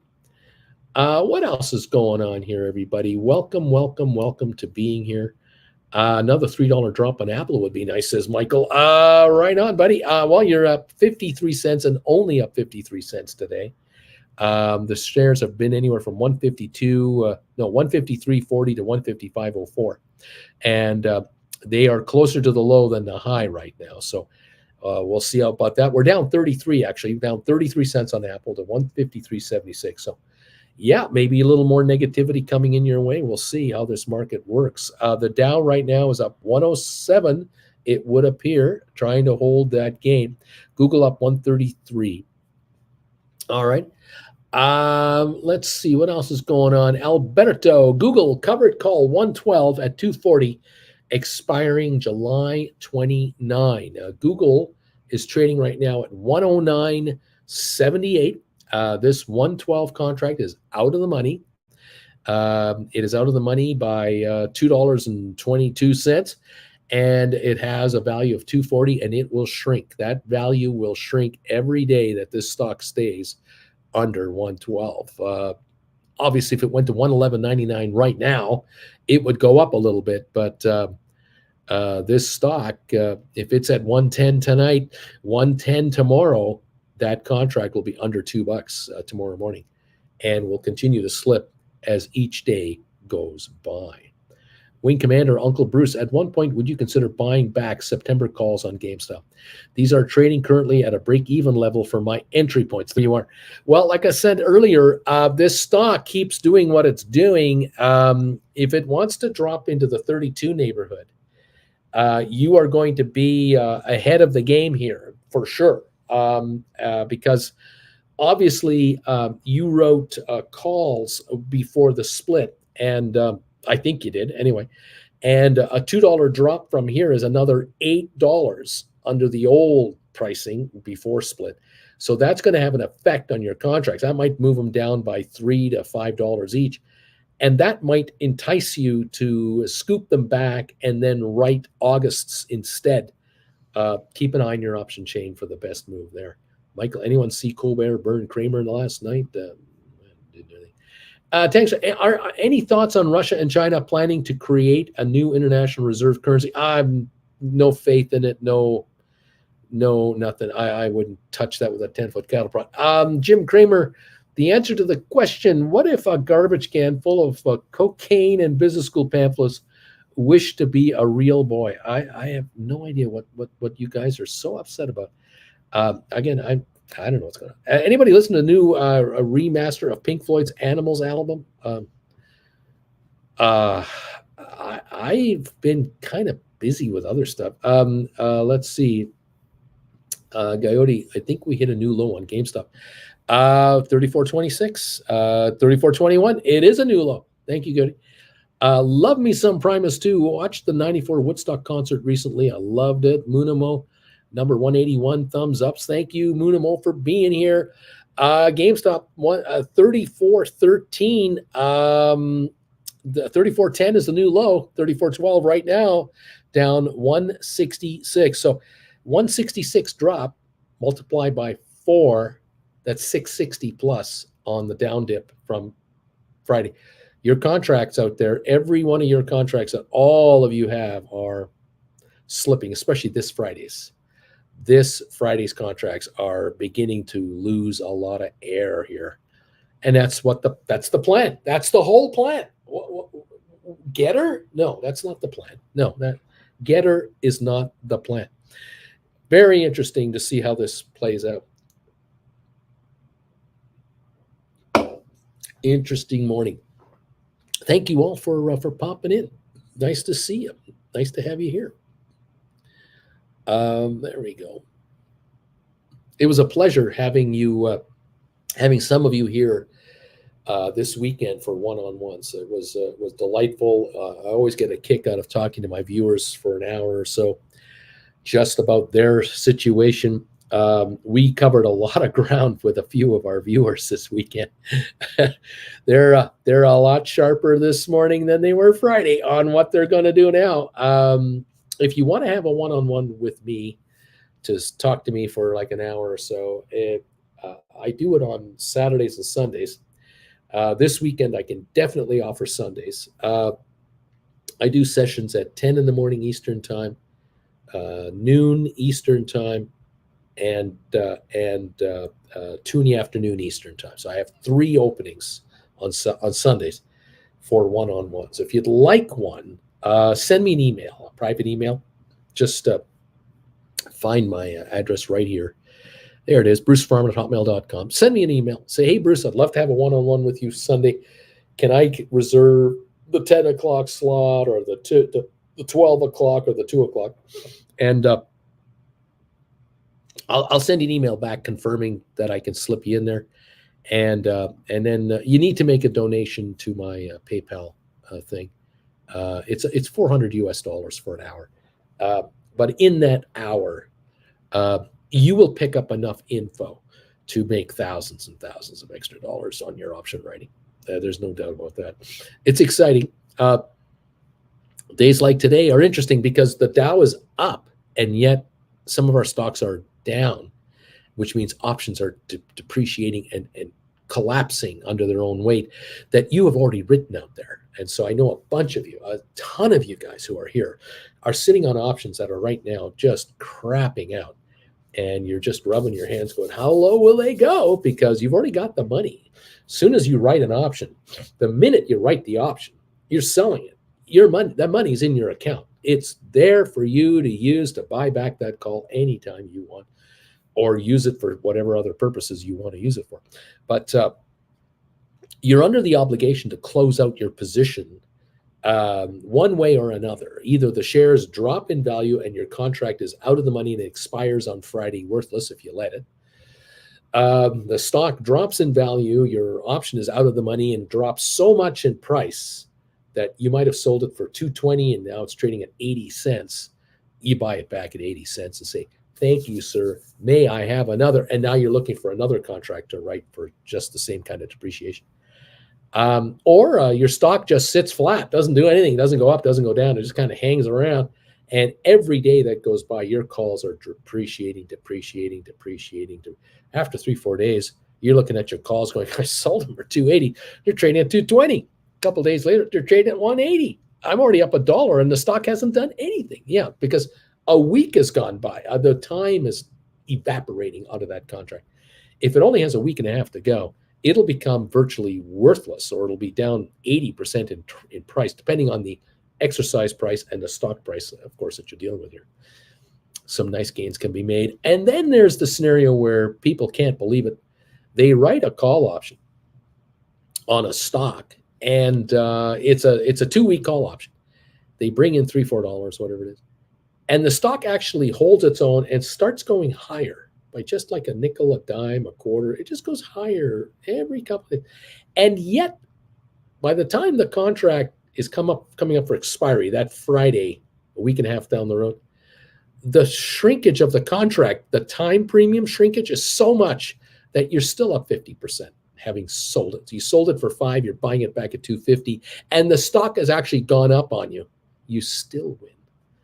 This is the secret weapon that option writers have. It's a wonderful thing. So rollover possibilities, shrinkage, stock fluctuations, all kinds of ways to bring in the cash while holding stock. Why not? You got to love it. Thank you, Bruce. With everything going on, Monty Python is really good. Spicy Andrew. I'm waiting for HPQ to have a 30 to 50 cent jump, and then I'll sell another call. Rock and roll. Odin's Pumpkin, we will say it's a 2018 remix. I'm not sure what this is all about. Sell my house. Spicy, what calls are you looking at? I have a stinker bid in for 12th August expiry, 33 strike for 124. Are you trying to buy them back, or is that a stink offer? Is that a stink bid to buy or a stink offer to sell? Tip, Spicy, August 12, 33s are looking interesting, but maybe you can get it for, what you can get for is $1 with a stink bid. There you go. People are talking stink bids, stink offers. That's what you got to do in the options business. You're always putting in some offers or offers to buy or sell that are working for you, because sometimes stocks spike and sometimes they dip dramatically, and you've got to have an order in there to take advantage of those potential little blips. 118-point gain on the Dow, $1.18 gain on Google. Matterport is down 9.5 cents. SmartRent unchanged. Tesla down 4.85. SoFi down 18 cents. GameStop 34.10, down 168. 34.08 new low right now. I think we're at new low territory. 34.06. Here we go. We are hitting another new low on GameStop. Boeing's forecasts 2.1 million new aviation jobs over the next 20 years. Well, you know what that means? Half of all the jobs now in 20 years will need to be replaced. Why? Because people have retired. If you're 55 years old and working for Boeing, in the next 20 years, you're 75. You're not working for Boeing then. If you're 40 now working for Boeing, by the time 20 years old is gone, you're gone. Your union job is long retired you out. course, there's 2.1 million jobs needed in the next 20 years. There's probably 4 million jobs needed over the next 40 years. You got to regurgitate the entire workforce. Duh. Like, duh. I love how some of these analysts think they're so sharp and they're so smart about, oh, well, there's going to be 1 million jobs needed in the next 25 years. Like, no kidding, Sherlock. We're getting 25 years older, man. I'm going to be 91 doing this show in 25 years. Am I? No, I can't be doing that. Oh my gosh, it's going to be crazy. What are your thoughts on Apple's earnings on Thursday?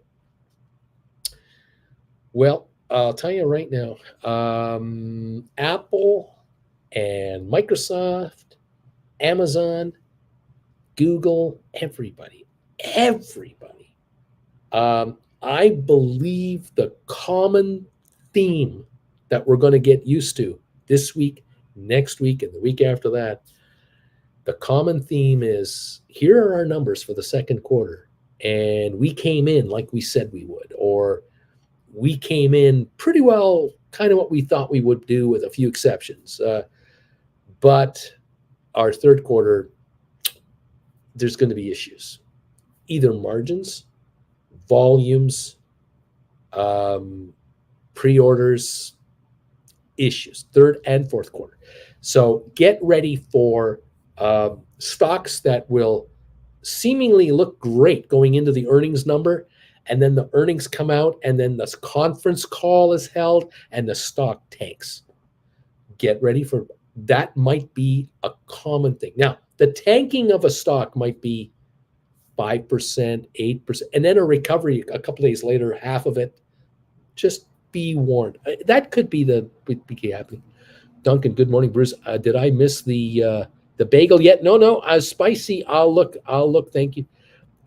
Rigging pots. Bruce, why do the seals on American money look like locusts or strange bug faces?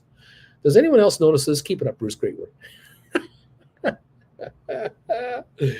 Why is it that when you go to Switzerland and you go to a Zara store, which is a big chain store, and you want to pay a 40 franc purchase with a $100 Swiss note, and the note is from the series like a decade ago, the person behind the counter says, we can't accept this note. It's too old.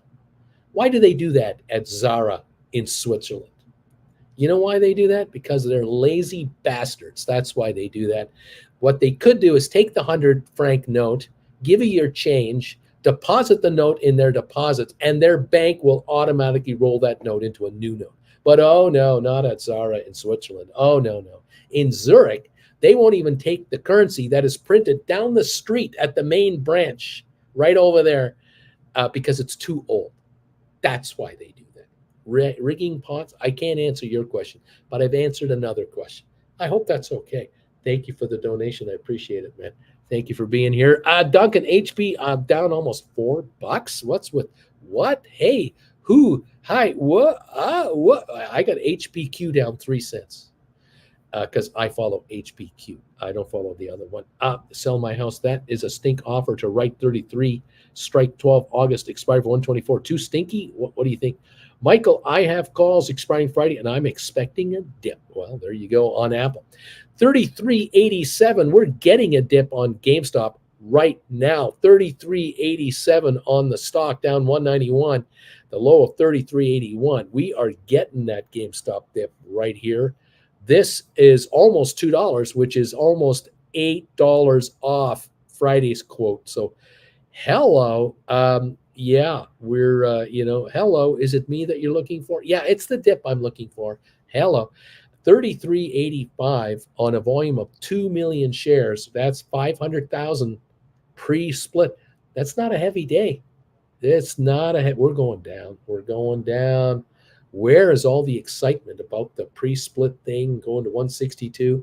That was $40.50. We're at 33.80, 33.85. Look at that. Anyway, there you go.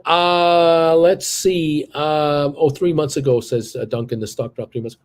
Tip, HPQ at the money calls with 1 week to live are worth around 60 to 70 cents from what I reserved over the last couple of weeks. And this is still very good money. You think about the fact that HPQ stock is sitting at about 32.50 a share, and you bring in 60 to 70 cents. Even if you buy 100 shares and you get 70 cents premium from a $3,200 investment, that's 2% or more on your money. Now, if you're going to buy HPQ in the money calls, say you're going to buy $20 calls for HPQ, they're only 13 in the money. If you can buy them for like 14 bucks, under $1,500, and you get 70 cents on a $1,400 investment, hey, that's 5% on your money. And the thing is that if you're buying 20s for $1,400 instead of buying 100 shares for $3,200, you can buy 2 of these easily for every 100 shares you can buy. So you can buy 100 shares and write 1 call, or you can buy 2 call options deep in the money and write 2 calls. Hello, you're dropping $3,000 to bring in 140. Okay, I see what's going on here. Yeah, making money. Yeah, that's what leverage on a high quality stock. Something to think about. Okay, Gonzo Cruzy, number 182. More thumbs ups, people. Poor man covered call option writing strategies. What is that? Lesson number 8. And 10, 11, and 12, and 13, you got to watch my classes to get your handle on this stuff. Head on over here. If you want to know how to write call options and make money, go to this website here, stockmarketswithbruce.ca. It's my website in Canada. There's no other website. Go there. And if you go over there, you will come across my homepage for my website. It looks like this. You can't miss it. You know who that guy is. That's me. And in the top right-hand corner, you'll see different headings, and you'll hit the one that says classes. Nail that, and here you are. Attention students, class is in session. And you will see classes 1 and 2 and 3 and 4 and 5 and 6. And you can watch any of these that you want. Here's number 8, how to trade stock option credit spreads and poor man covered calls. And then there's 9 and 10, how to trade butterfly calls and put option spreads. How does Uncle Bruce pick his favorite stocks? Number 11 and 12, using poor man covered call writing strategies to quit your day job. You want to quit your day job? You want to go from a full-time job and a part-time job to just a full-time job, or you want to get out of all of your jobs or just have a part-time job and do this on the side? Check out number 11. Check out number 12, rolling over stock option strategies for calls and puts. Maybe you want to check out class number 13, the psychology of the stock markets and stink bids and stink offers. These classes are available one by one. You don't have to buy them all. You can watch whatever one you want. $100 a class. I don't make you buy $5,000 courses. I don't make you buy a course for 6 weeks of intensive instruction. I offer classes 1 to 13. Watch whatever one you want in any order you want. If you want to watch 13 down to 1, knock yourself up. What would I recommend you do? Start at number 1, because in each class, we progress further and further and further and further. And in each class, you will find little nuggets of information that you'll go, oh, I didn't know that. Oh, geez, I didn't know that. You can do that? You'll learn stuff you didn't know. And you'll go, okay, all right, okay. I'm going to watch class number 1. I'll send them $100 through PayPal, and I'll watch number 1. It's a 2-hour class. It's a pretty good value. And then I'll watch number 2 later this week, maybe each week I'll watch 2 classes a week for the next 6, 7 weeks. I'll take my time. I won't binge watch it all in 4 days. I'll do it over several weeks. And I'll watch them on the show live. And we'll go from there. And I'll dip my toe into the market. I'll write 1 call option on 100 shares of whatever. And then if that works out, I'll try maybe 2 call options or 5 call options on these shares. Poor man cover calls. Okay, I'm going to buy a deep in the money call on stock, whatever, and I'm going to write 1 call option against it just to try it and see if he's right and just see how it goes and see how I like it and if I feel comfortable with this market and doing this and then if I like it more, if it works out, I'll write more. And maybe then you'll get to the point where you might contact me and say, I want a one-on-one with you. I've watched all your classes. I've been with you for several weeks, several months. I've started to write options, and I just want to find out if is this right for the portfolio I have? Because my portfolio is different than everyone else's. Of course it is. And I want to talk to you about my account and how I am trading. What would you recommend I do? And is there anything you should think I should change or adjust? And I'll send you $400 because, yep, I am already writing options, and I can see that if I write 10 calls on HPQ or 10 calls on Apple, or I write a combination of call options and poor man covered calls on whatever my stocks are, if I can write 10 or 15 or 20 different call options every week on my entire portfolio, and I can bring in 50 cents profit on 20 call options in a week, that's $1,000 to me every week. Why wouldn't I call this guy and have a $400 session to make sure I'm doing this right? Or can I make more than that? Because I can make $1,500 a week. I'll pay him $400 once and make $1,500 a week forever for $75,000 a year. Goodbye to one of my jobs. Maybe goodbye to all of my full-time jobs. Maybe I will only work part-time from time to time because I'm making $75,000 a year writing options from my house. What am I working for? Hello. I didn't realize, and I get this all the time from people saying to me, I had no idea that what I own right now, what I'm sitting on in my account that I've had for years, I could have made $200,000 a year in option money off of this for like 10 years now. And I've been working for $85,000 a year and hating it. I'm dying here, man. I'm dying. Yeah, I'm making this move. Some of you, with a few adjustments in your portfolios, could rearrange your portfolios in such a way that you could conservatively now start writing 20, 30, 40 contracts a week against stock positions and option positions. And you could be hauling in hundreds of thousands a year in cash. Conservatively. We're not talking about the mother of all short squeezes. We're not talking about making $1 million on one trade. We're talking about grinding out money from this option market that is just loaded with hundreds of billions of dollars. And you're just taking out your pennies. You're taking out nickels and dimes all over the place. They're just handing it to you. You're a casino operator. It's time for you to get your share of money from this market. If I can help you get there, we're on our way. You're on your way, okay? So let me know. Send me an email and say, Bruce, I'd like to have a one-on-one with you. Or check out the classes. Start with that. Hang out with this gang. Become a member. Become a Gold Bagel member right here so that every morning before the 8:30 show, you're in the trade alert show with me. And every Wednesday, 8 o'clock Eastern, prime time with Uncle Bruce, just for Gold Bagel members, just you guys.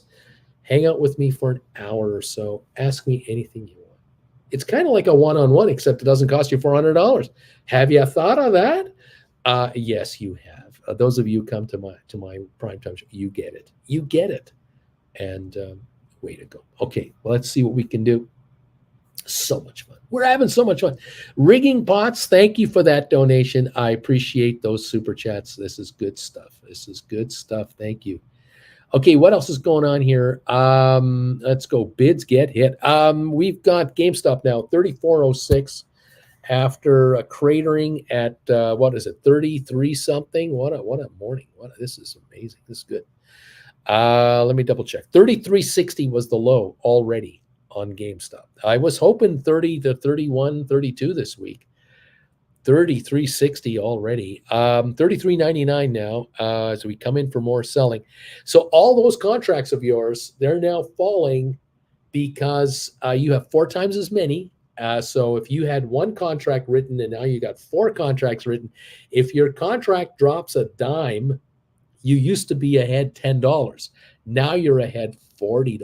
It's 4 times the leverage for you on a down dip. So if your contract drops $1 today, instead of having a $100 drop in value, you got a $400 drop in value. And you're sitting on this cash you brought in, writing these things weeks ago, 2 weeks ago, last week.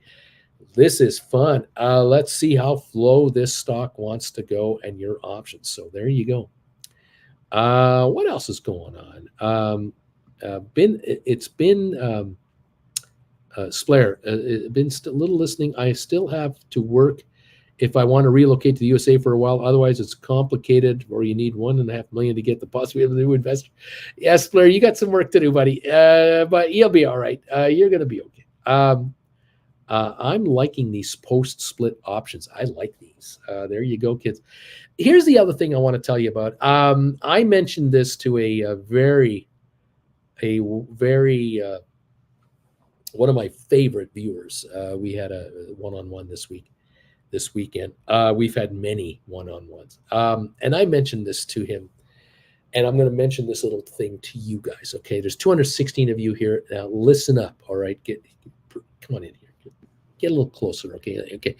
Now I want you to understand something about the split on GameStop. Okay, Coyote, you've got this absolutely nailed. This comment is exactly what I want to hear. 2 weeks ago, 3 weeks ago, I was telling you guys, I was yelling at you guys that when the stock was trading at 125, 128, 130, I was telling you to consider writing in the money call options. And many of you took my advice. You wrote 120s, 125s. The stock got to 133, 135. You started writing 130s. The stock went to 138, 140. You started writing 135s. You were writing in the money calls. Why? Because I said, look, this is going to split 4-1. We all know that. It's official. It's public knowledge. We know the day it's going to split 4-1. Last Friday, we knew that. And I told you guys that it's likely we're going to get a run up now to a certain point. I don't know what price. This is why I'm saying right now, right, because I don't know how high it's going to go, but it's going to go up a little bit, and take in as much money as you can. And you did. You guys wrote 120s and we're bringing in $23. You're writing 125s and bringing in $19 a contract. I mean, this is ridiculous money. $1,900 a contract, $2,300 a contract. Beautifully ridiculous money. All right. While you still could, you did it. Now, who bought these? Who has this kind of money? Who has $2,000 to buy a call option? I mean, who does that? Well, you think I care? I don't care, but I do care. The people who have that kind of money are likely very active traders with a lot of cash who look at a $2,000 contract and go, yeah, it's just $2,000. If it goes to $4,000, I'll flip it. That's their mentality. I'll make a couple of grand on it. I don't care. Where other people look at contracts and go, if it's over $500, I'm not interested. That's too expensive for me. Or I can't leverage enough stock because I don't have enough money to do it. All right. So we know what happened. We know by Tuesday, Wednesday of last week, the shares reached 162 for like an hour, half an hour, and then began to fall off. And by Thursday, we were down into the 150s. And then by Friday, the split day, you know where we were on Friday. Okay, 35, 36 bucks a share. Now we're at 33.74. Right now, 33.72. We're near the low of the day again. Here we are. Okay, we multiply this by 4, and we know where the stock is. Okay, all right. We're back in the 130 something, aren't we? But here's the thing, and this is the thing I want you to understand. All right, stock split 4-1. Which means the options have all split 4-1. If you wrote an option for $20 last week, the week before last week, you actually have now written 4 contracts at $5 each because everything is split 4-1. And if the stock, as I said, today is down $2 a share right now, down 201, that means we're down 804 from the old ways, right? So your contracts are falling in price. All contracts are 1/4 the price they were from a week ago, from Thursday, from just 2 trading days ago. All of GameStop's contracts are at 1/4 the price they would have been last Thursday. It's just a 4-1 split. It's nothing personal. But I want you to understand something. See this? See what this is? You all have one of these. If you're watching me live, you all have this. I can't imagine a single one of my viewers that doesn't have something like this. But I'm going to tell you something else about this, okay? These are everywhere on the planet Earth. They're not just in Pittsburgh and in Cleveland and Toronto and London and Frankfurt. They're everywhere, including places where most of the world's population actually lives. We're talking India, Pakistan, Indonesia. We're talking all over Africa, all over Asia, all over South America. Places we don't generally think about when it comes to trading stock or options, okay? Millions of people a month are coming in to this market of ours. Millions. You hear, just on this channel with me, for the last year, how many European viewers have I got that have been scrambling for a way to get into the option market, watching this channel with us in North America? Tons of them. There's Splairs here and many others. Okay. What's going to happen now is millions more every month are coming into this market from Indonesia, the Philippines, Vietnam, South Korea, you name it, because platforms are opening up for these folks to be able to trade stocks and options on the open market. But here's the thing, and there's this thing. I'm not just a girl standing in front of a guy asking him to love her. There's this thing, and the thing is that more and more investors want to trade options on North American stock. And a stock that is known overseas is one called Gamestop. Do not underestimate the amount of global exposure that GameStop got from last year, January, February, March. This whole shenanigan thing, this whole blow-up thing, this entire congressional investigation, this entire screw-up by Robinhood and other firms, this has gone global. This is a known story. And the shares of GameStop now trade at $33.74, not at $160, but at $33.74. And the contracts on GameStop are now way cheaper, which means that a whole bunch of new players are going to be playing the options on your GameStop shares. People that couldn't afford $1,900 contracts, but they can afford $200 contracts. They can afford $100 contracts. They can afford $300 contracts. They might play 1 or 2 or 3. They might find, you may find, and we may hear in the future, where there's a trader buying and selling options on GameStop that is helping 5 other family members trade and gamble on GameStop contracts, because each of them have $500 to their entire lives. It's all they've got right now. And they've pooled together $2,500 to trade $2.50 SoFi GameStop contracts. It's coming. It'll happen to SoFi, by the way, as well, and others. But GameStop contracts are now affordable to people who were never able to buy GameStop contracts before. Millions of them. I'm not talking about 500,000 new investors, of which maybe 5,000 might dabble into some contracts on GameStop. That would make a difference, by the way, just 5,000. No, I'm talking about hundreds of millions of potential new investors might be coming into the GameStop options market because of how cheap the options have become on GameStop. You have to know this. You're going to probably notice an increase in the premium size. Relatively speaking, you'll do the math and you'll go, okay, I see these $32 contracts or these $34 contracts.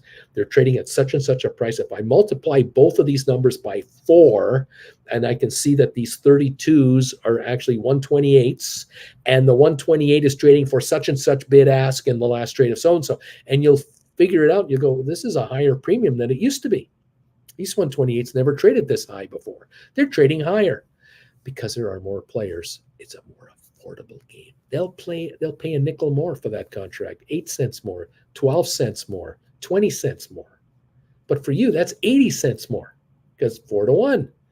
This is what I'm getting at. And so we are going to see much more volume on the options as time goes by. Remember, a ton of you out there couldn't trade options on GameStop on Friday. Some of you might still not be able to trade options today because your platform hasn't got its act together with regard to the split of GameStop. It's happening. I'm sure most are done by now. I'm sure it's okay by now. The option chains are probably looking a lot more complete now than they were last Friday. By Wednesday, Thursday this week, we should be through it all, and we should be well on our way to trading like we used to trade on GameStop without any glitches. The offshore platforms, the platform outfits that service the rest of the planet outside of North America and Europe, they too are realigning their GameStop trading platform. It's coming. Get ready for activity. So there you have it. Now, if the shares go lower, 33.89 here, 33.90, they go down to 30, 31, they go down to 28, they go down to 25. We're going to have $25 contracts trading like crazy, 26s, 27s, 28s. We're going to have unbelievable volumes wherever the stock is going to be at. But these premiums are going to be much lower than they used to be, 4 times lower, more or less. And the volume is going to be substantially higher. There's going to be a lot of new players gambling on GameStop. That's one of the spin-offs, one of the effects of a split. Now, our friends at Amazon and Google did a 20-to-1 split. The problem is the 20-to-1 split means that their shares are still in the $100 share range. Yeah, they used to be $2,000, $3,000 a share. Now they're in the 100 something. Fair enough. But they're not in the $30 range like GameStop is. That's the difference. Because some of you are trying to write shares, options on Google or Amazon, and you're finding that the premiums are 4 something, 5 something, which is great, but they're not $1.10 or $1.15. GameStop options have shrunk dramatically in price because of the 4-for-1 split down to $34 a share. This is what I wanted you to understand today about the future of the GameStop options market. I think it's going to really pick up in volume. And what is it going to be? Are there going to be more writers coming in? Not necessarily. It's going to be more buyers coming in, those who buy to sell. They think they're buying low to sell high. Those are the gamblers. We have a lot more gamblers coming to our casino floor. We took the GameStop slot machine out of the high limit room where the contracts used to trade for 8, 12, 15, $25 a piece. We took those slot machines and we put them into the quarter room or the nickel room. Now the options and the slot machines on GameStop are way lower in price. And so we have lower capitalized gamblers coming into GameStop to flip the contracts. That is what's going to happen now. It will appeal to a bunch of North American traders and European traders. Yes, there'll be more of those, but the third worlders, if I have to use a term, the third worlders who are coming in to trade on their offshore platforms, they're coming in, and they're going to come in on GameStop because it's a brand name they know. They've heard about it. They've heard the word GameStop. They're checking it out now. They've heard about the split. They're looking at the options. Trust me, they're coming. It's going to be interesting. So it could be very good for you as writers, volatility-wise and premium-wise. The last 2 weeks of a contract's life is the same, no matter whether it's a $20 contract or a $2 contract. If your stock is $30 a share or $300 a share or $3,000 a share, the last 2 weeks is shrinkage. It's Shrinkville. Doesn't matter what price you trade at, there is shrinkage going on. And you, those of you who write options on SoFi, know it. You know it on now. You know you're going to know it on already knowing it on HPQ. You know it on Apple. You've known it on Goldman Sachs. I'm just thinking prices that stocks are higher and higher and higher. Here we go on the Gamestop. So the 2 week, 1 week shrinkage game continues, except it starts at a higher level for you, the writer. This is where it's going to be. You're going to be doing what Coyote is talking about right now. Coyote has got it.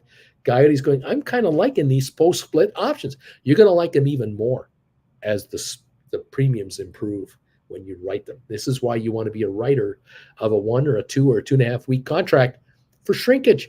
You're going to get more of it. Okay. Welcome all to the party. This is so much fun. It's okay, Uncle Bruce. You can say my name, JK, but I know who it is. Bama Babe, Uncle Bruce is telling all of our stories. This is why there is a shortage in people out there in the labor market. It's all Uncle Bruce's fault. He's turning us all into writers, and we're not going to work. There you have it. We're all staying home, making money on our machines and our phones and our tablets, and we're not going out there. Why would we go out there? What are you crazy? You want to flip burgers for a living? What are you, nuts? You gotta be kidding me. Spicy, I'm going to buy 100 shares of GameStop today. Or should I wait a week?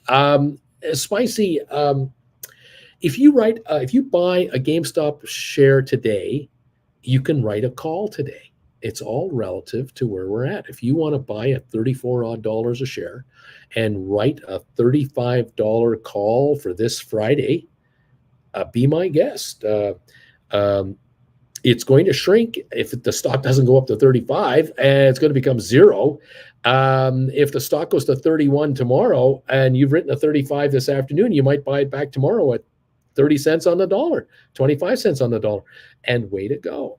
Sure, your stock is down, but your contract will make up for the loss. You could write a 2 week out contract for 35 or 36. You could write a 3 week out contract for 36 or 37.50 or whatever. You could do that too, or you could write a 35 for 3 weeks out. Take more premium in up front and dare them to take you out. You can do that too, Spicy. I wouldn't be afraid of the upside. I don't expect the stock to soar to $50 a share. I don't expect anything like that. I expect option money to be coming in and rather generously. Okay, this is exciting stuff. Tiff, I wanted to check out prices for deep in the money Google calls, but the lowest strike price I see is 100. That's only $8 below the current stock price. Is it because of the split? No, Tiff. There's something wrong with your thing. What I would do, Tiff, is I'm not sure what you're using to find this chain. So depending on which firm you're using, you may have to check a video out on YouTube on how to use your firm's option feature to figure out how to get the option chain. But in the meantime, if you want a quick figuring out of what options you're trading at, I would just go to Google. Go to Google and just do a search or something like Google option chain and look for the NASDAQ website. And the quotes will be behind a little bit, but you'll get the website from NASDAQ with all the options for every month going forward. I would try that as well. But then I would do a little homework on your platform. Something's not right there. Okay. Hybrid Duncan, 10, 25, 21. Good morning, everybody. All the simpletons. Goaty and Bama Baby's laughing there. Let's see. Good morning, Duncan from Goaty. Dave the Mac guy. I really wish we could get the what is it? Taste Trade works in Canada already. Been waiting patiently for years now. Taste Trade Works in Canada. Okay, what else is going on here? Go to Spicy, $33 now was a $132 pre-split price. It could go lower. It probably will. But this isn't too bad of a buy-in to start writing. It's all up to you, though. There you go. Coyote. Duncan, going well, buying back more calls today. I'm feeling great. What else is happening here? Spicy says, thank you. Coyote, do you think Apple is a good buy in the 150s? We could be lower by the time the earnings come out. But again, if you're buying today and writing, you're writing right now at current levels and scooping in the money. It'll compensate on a pullback, but you'll just keep writing anyway. Totally up to you. You can also buy deep in the money calls on Apple, maybe buying 110s for next year sometime and writing on those, more leverage. Wayne Commander, GameStop broke through the ascending channel. This thing is taking an elevator down to 30 and perhaps even 28. There you go. Well, right now, 34, 13, 14 a share. Looks like the low was 33.59. The Dow is off, or is it? What's the Dow doing? Oh, we're up 81 on the Dow. And we're hanging in there. Let's see what's going on here. Don't know why my biggest iPad is nowhere near what my phone is doing. So one of them is wrong. One of them is right. I'm not sure what to make of it. Anyway, we're trying to stay on top of this wild and wacky market. 34.15 on GameStop looks to be accurate. GameStop looks like it's up 93, but my other device says it's unchanged, so I'm not sure what to believe. All right, Dave, the Mac guy. Coyote, Apple has more to give back. I'd wait until 145.50. A TIFF, I would wait for Apple earnings before buying. I don't think that they'll be very good. Duncan, hold the line on Apple. Wayne Commander, Spicy Andrew, I still think this thing is going down to at least 30. This is where I'm looking to buy more on GameStop. Gowdy, I'm new to Apple, bought shares 134.36, so I'm still trying to learn and study the stock and its trends. Michael, 134 is a solid entry point. Michael, in my opinion at least. Dave, Tiff, my broker defaults to showing only the closest 12 strikes. Gotta toggle it to see all. There you go. This is the thing. You guys have to learn how your phone and devices work to get the full chain. You need to see the full chain. Tiff, I found the right button to show all strike prices. Thanks, Uncle B. Right on. Stupid autocorrect. Tasty Trade, says Dave, the Mac guy. Zed Estate checking in at number 196. Thank you, buddy. The one-year chart on Spire looks like my heart rate as of late. There you go. All righty. I got to get going. Jen and I are going downstairs for some breakfast here. We got to shut this down. Join me at 3 o'clock this afternoon for the final hour of trading here on this market. Let's see what we can do here, making some money today. Way to go on the game. So keep your eye on it. It'll fluctuate. You know how it is. It's going to go up and down and up and down. Let's see what it does. But thank you, everybody, for being with me today, and thanks for the support.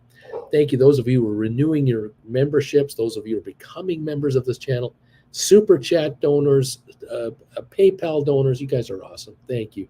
And as I said, if you want a one-on-one this Sunday, let me know. Send me an email, and we'll set something up, okay? Thank you all. I'll see you at 3 o'clock this afternoon. Keep an eye on this market, see what it wants to do, and we'll play it from there. I think we are truly up 89 on the Dow. I think that's true. The Dow is up 89, S&P up 3, NASDAQ down 52. It's a mixed market, and we'll watch it. I'll see you this afternoon at 3 o'clock as we close it out. We'll see what happens. Okay, guys?